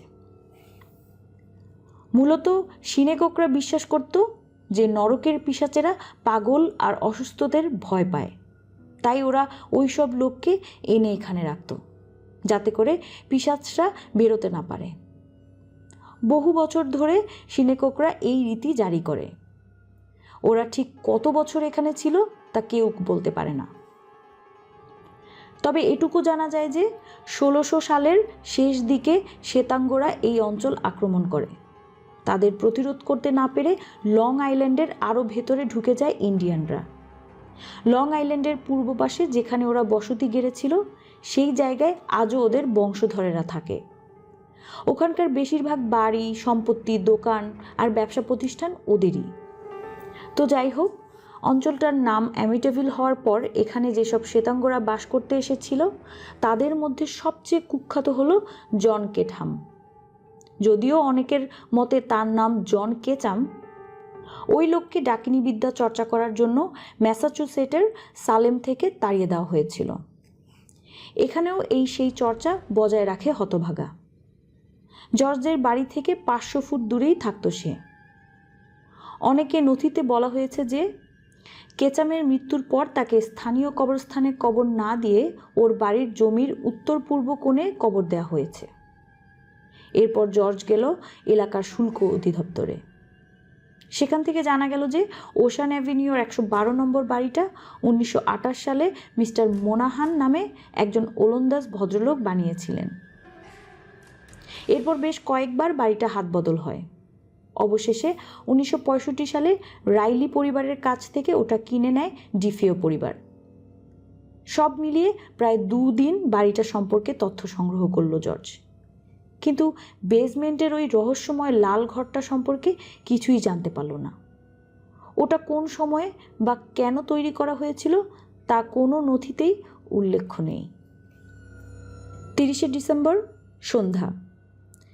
বাড়ি সম্পর্কে 2 দিনে যা যা জানতে পেরেছে সবটাই সন্ধেবেলা ক্যাথিকে খুলে বলেছে জর্জ। এমনকি বাড়ির আশেপাশের অদ্ভুত জায়গাগুলোর কথাও বাদ দেয়নি। জর্জ, ভয়ে ভয়ে প্রশ্ন করল ক্যাথি, তোমার কি মনে হয় এই বাড়িটাতে ভূত আছে? আরে ধুর, মাথা নাড়ল জর্জ, ভূত বলে আবার কিছু আছে নাকি? এখানে যা যা ঘটছে প্রতি ঘটনারই বৈজ্ঞানিক ব্যাখ্যা আছে। আমরা সেই ব্যাখ্যা জানি না, এইটুকুই। আমার কিন্তু ভয় লাগছে। ওই সিংহের মূর্তিটার কথাই ভাবো। কি ভাববো? কিছুই না, হুট করেই পড়ে গেছে। রান্নাঘরের আশপাশটা দেখল ক্যাথি। গত আধা ঘন্টা ধরে ওখানেই বসেছিল ওরা। তারপর বলল, আর রান্নাঘরে 2বার যে ঘটনা ঘটল, আমাকে কে জড়িয়ে ধরেছিল? ওসব বাদ দাও শোনা। আর মোড়া ভেঙে উঠে দাঁড়ালো জর্জ। ওগুলো তোমার কল্পনা, নতুন বাড়িতে এমন হয়ই। তারপর ক্যাথির হাতটা ধরল। আমারও তো অফিসে বসে মাঝে মাঝে মনে হয় আমার মৃত বাবা এসে আমার হাত ধরেছে। ক্যাথিকে প্রায় জোর করেই চেয়ার থেকে টেনে তুলল সে। কয়েকবার তো ওনাকে দেখেছিও। তো উনি কি সত্যিই এসেছিলেন? অনেকের সাথেই এমনটা ঘটে, মানুষের ভুলো মন আর কি, কি আর বলবো। ক্যাথিকে জড়িয়ে ধরল জর্জ, চুমু খেলো ঘাড়ে। ক্যাথিও খানিকটা উত্তেজিত হয়ে উঠল।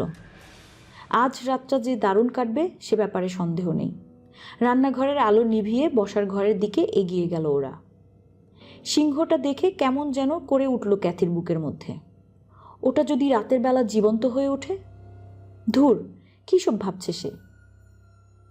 জর্জ, আমরা অনেক দিন ধ্যান করি না, চলো কালকে বসি। বলে জর্জের ঠোঁটে চুমু খেলো ক্যাথি। আচ্ছা, বসা যাবে।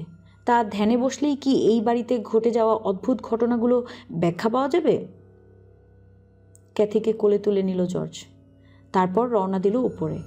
সেই রাতে বেশ তাড়াতাড়ি ঘুমাতে চলে গেল 112 নম্বর বাড়িটার সব বাসিন্দা। ঘুমানোর আগে সেলাই ঘরটা দেখে এসেছে জর্জ।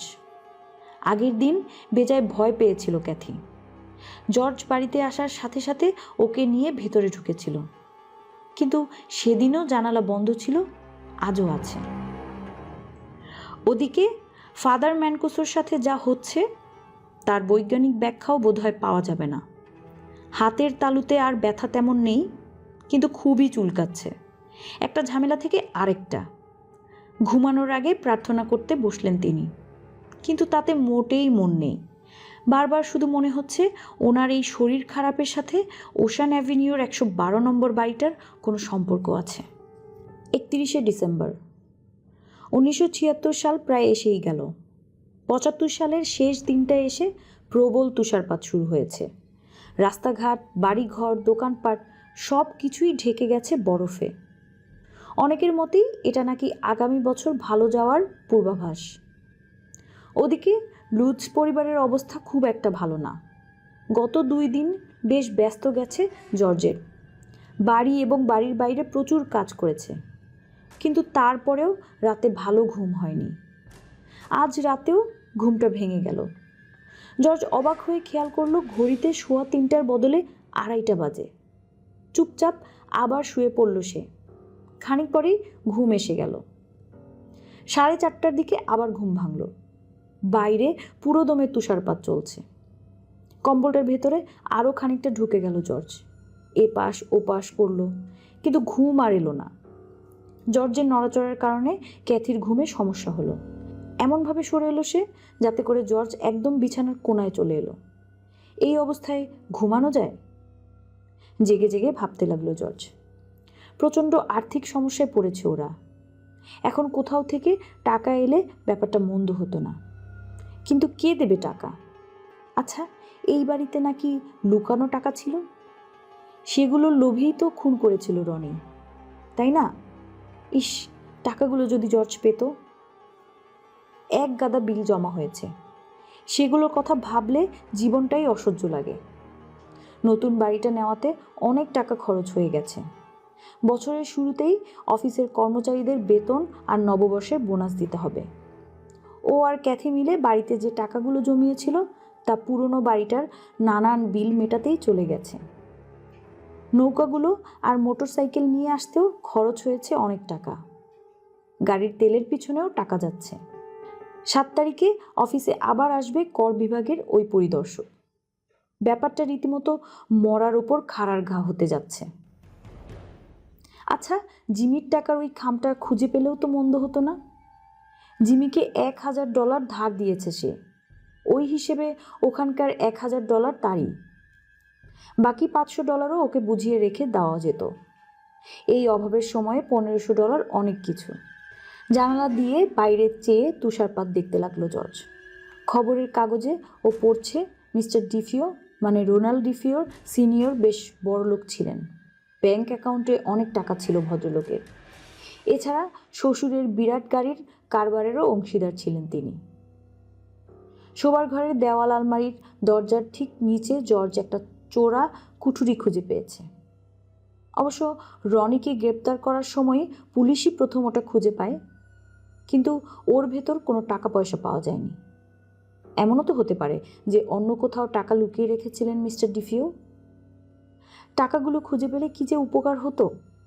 এই বাড়ি এখন ওদের, তাহলে টাকাগুলোও তো ওদের পাওয়া উচিত। নৌকা রাখা ছাউনিটা। হুট করে রীতিমতো উঠে বসলো জর্জ। প্রতি রাতে কেন ওর ওখানে যেতে মন চায়? নিজের ইচ্ছায় যায় নাকি অন্য কারো ইচ্ছায়? তাহলে কি মৃত ভদ্রলোক ওকে নিজের লুকিয়ে রাখা সম্পদের খবর জানাতে চান? অন্য সময় হলে এসব উদ্ভট কল্পনাতে পাত্তাই দিত না জর্জ, কিন্তু সেই রাতটা একটু আলাদাই ছিল। ওর শুধুই মনে হচ্ছিল প্রতি রাতে এমনি এমনি ও ছাউনিটার কাছে যায় না, হয়তো কোনো অপার্থিব শক্তি ওকে টেনে নিয়ে যায়। এভাবেই ভোর 6:30 বেজে গেল। বিছানা থেকে উঠে পড়ল জর্জ।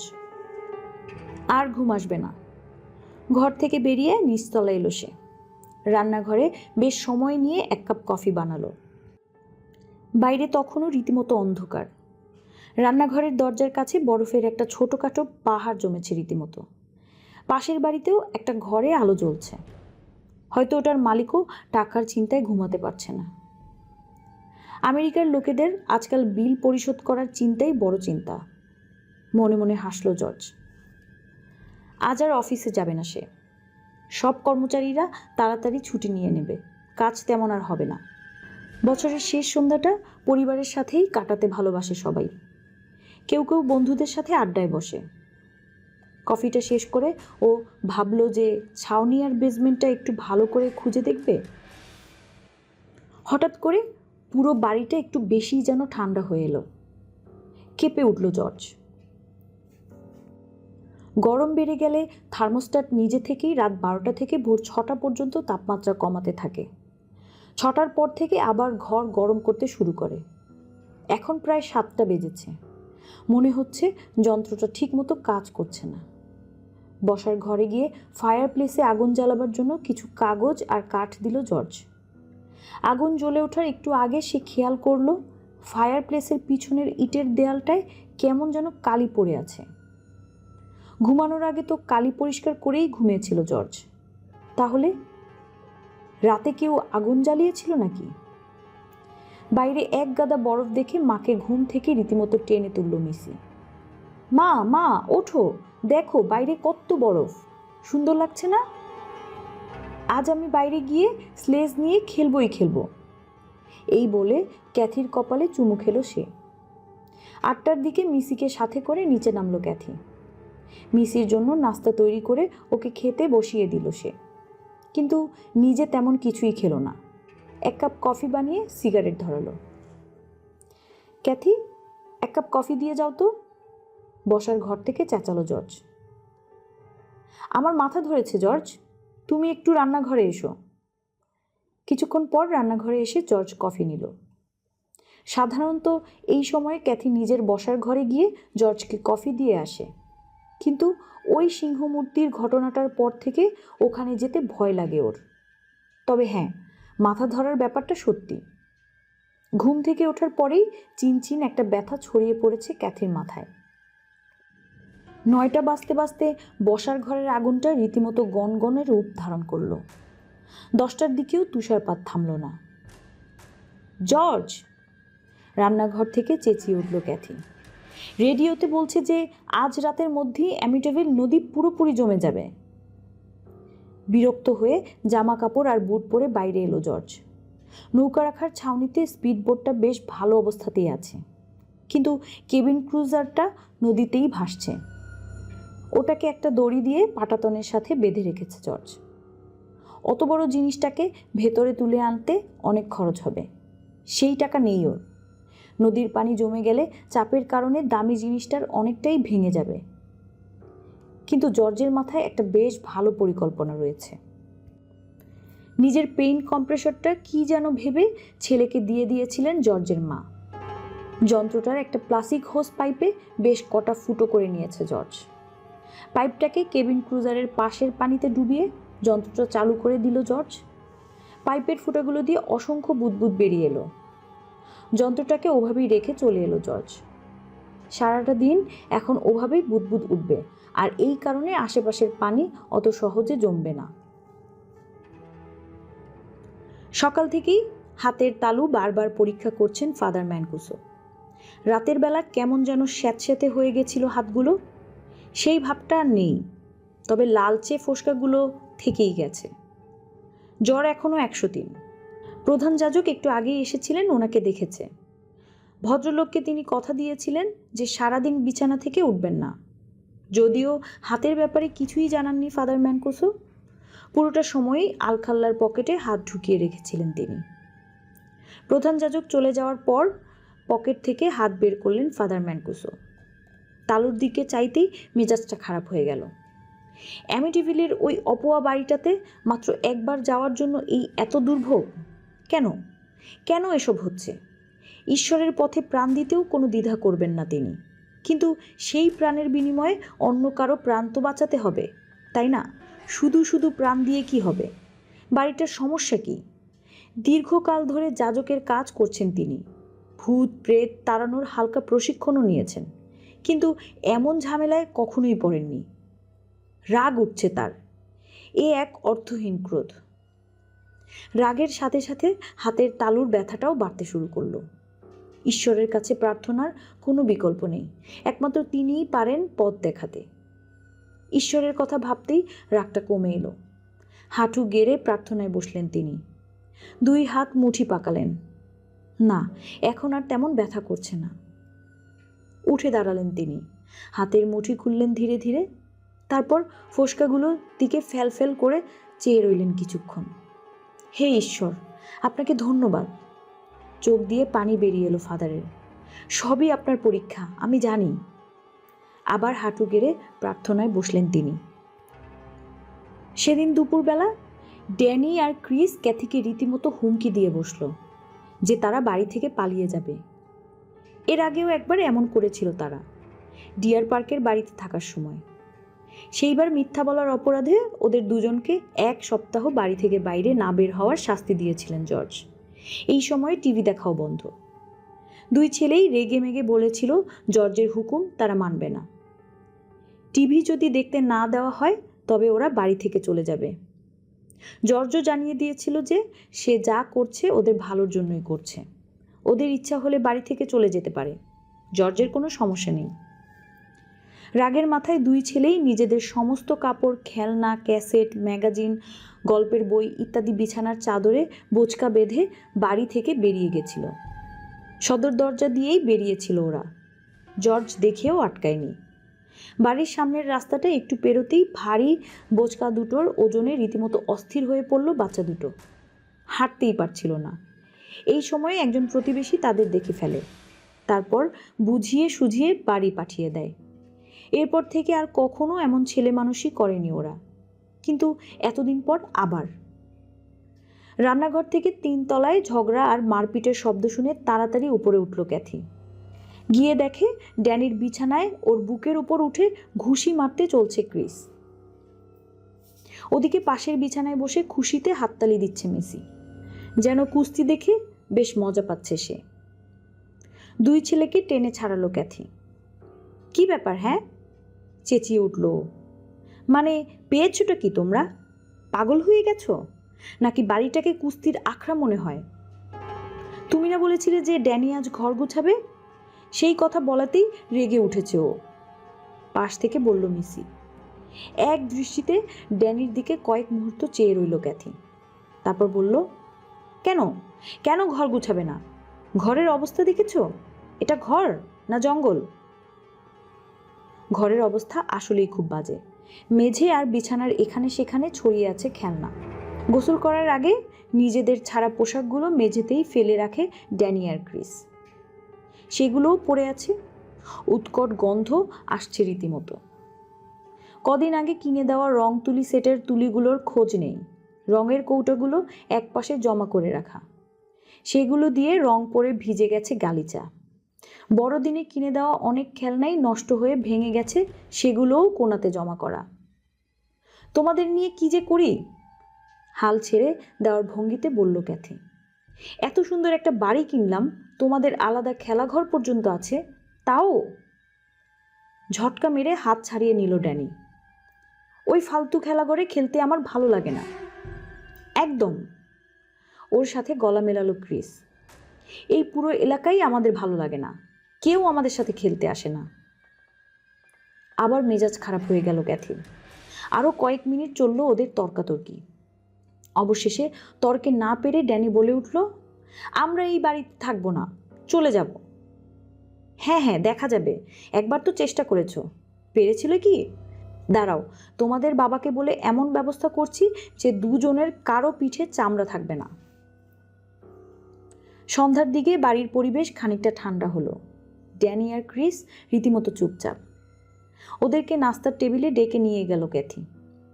আজকে টেবিলের পরিবেশ কেমন যেন থমথমে।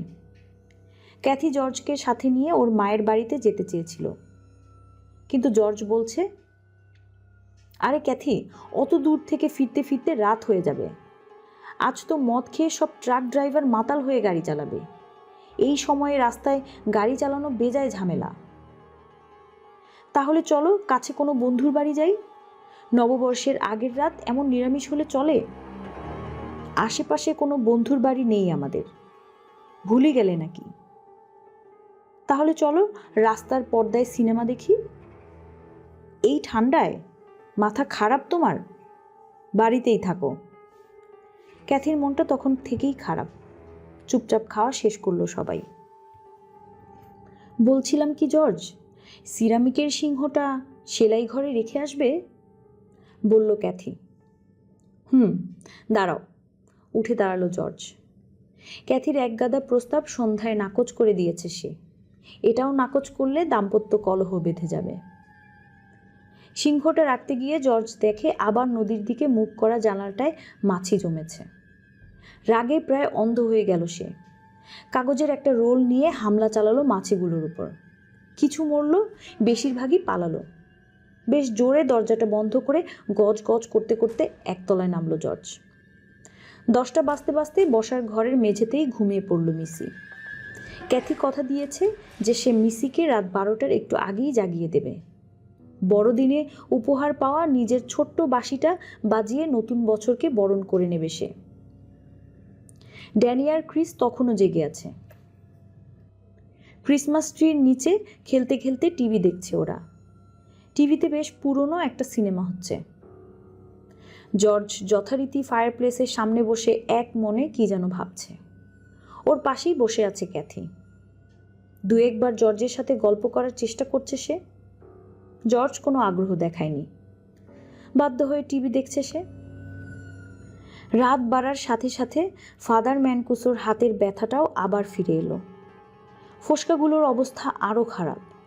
ধীরে ধীরে ওগুলো যেন ফোড়াতে পরিণত হচ্ছে।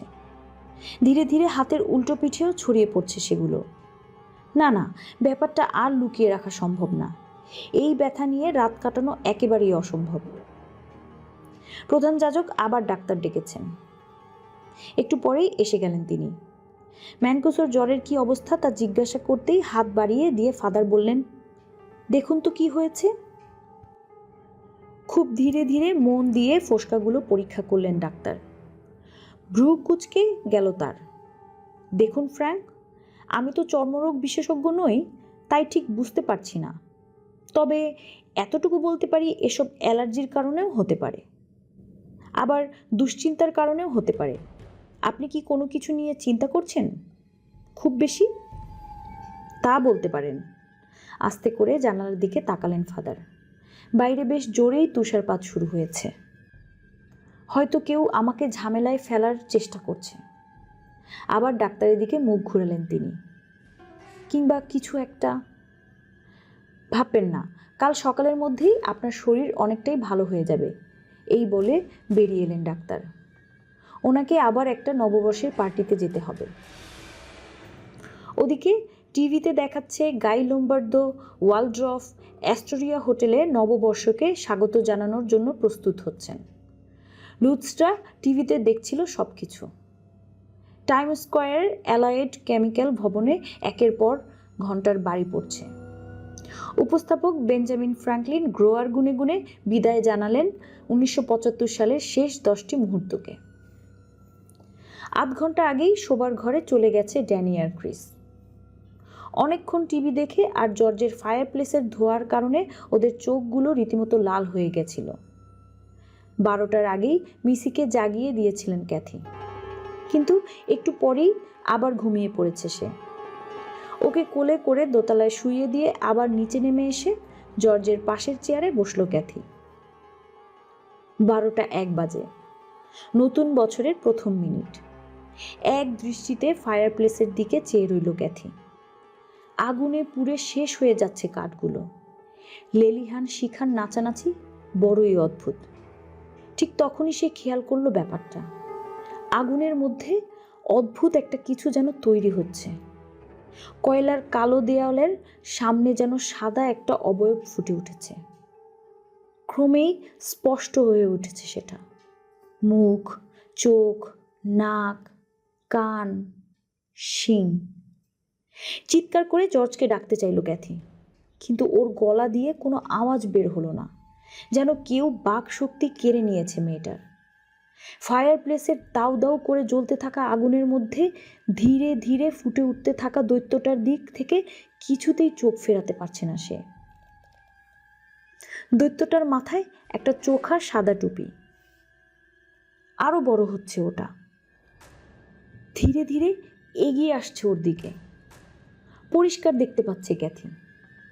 মাথার অর্ধেকটা বিকৃত, কান আর নাক দিয়ে রক্ত পড়ছে, চোখ দুটো গেলে দেওয়া, যেন কেউ খুব কাছ থেকে শটগান দিয়ে গুলি চালিয়েছে ওর উপর।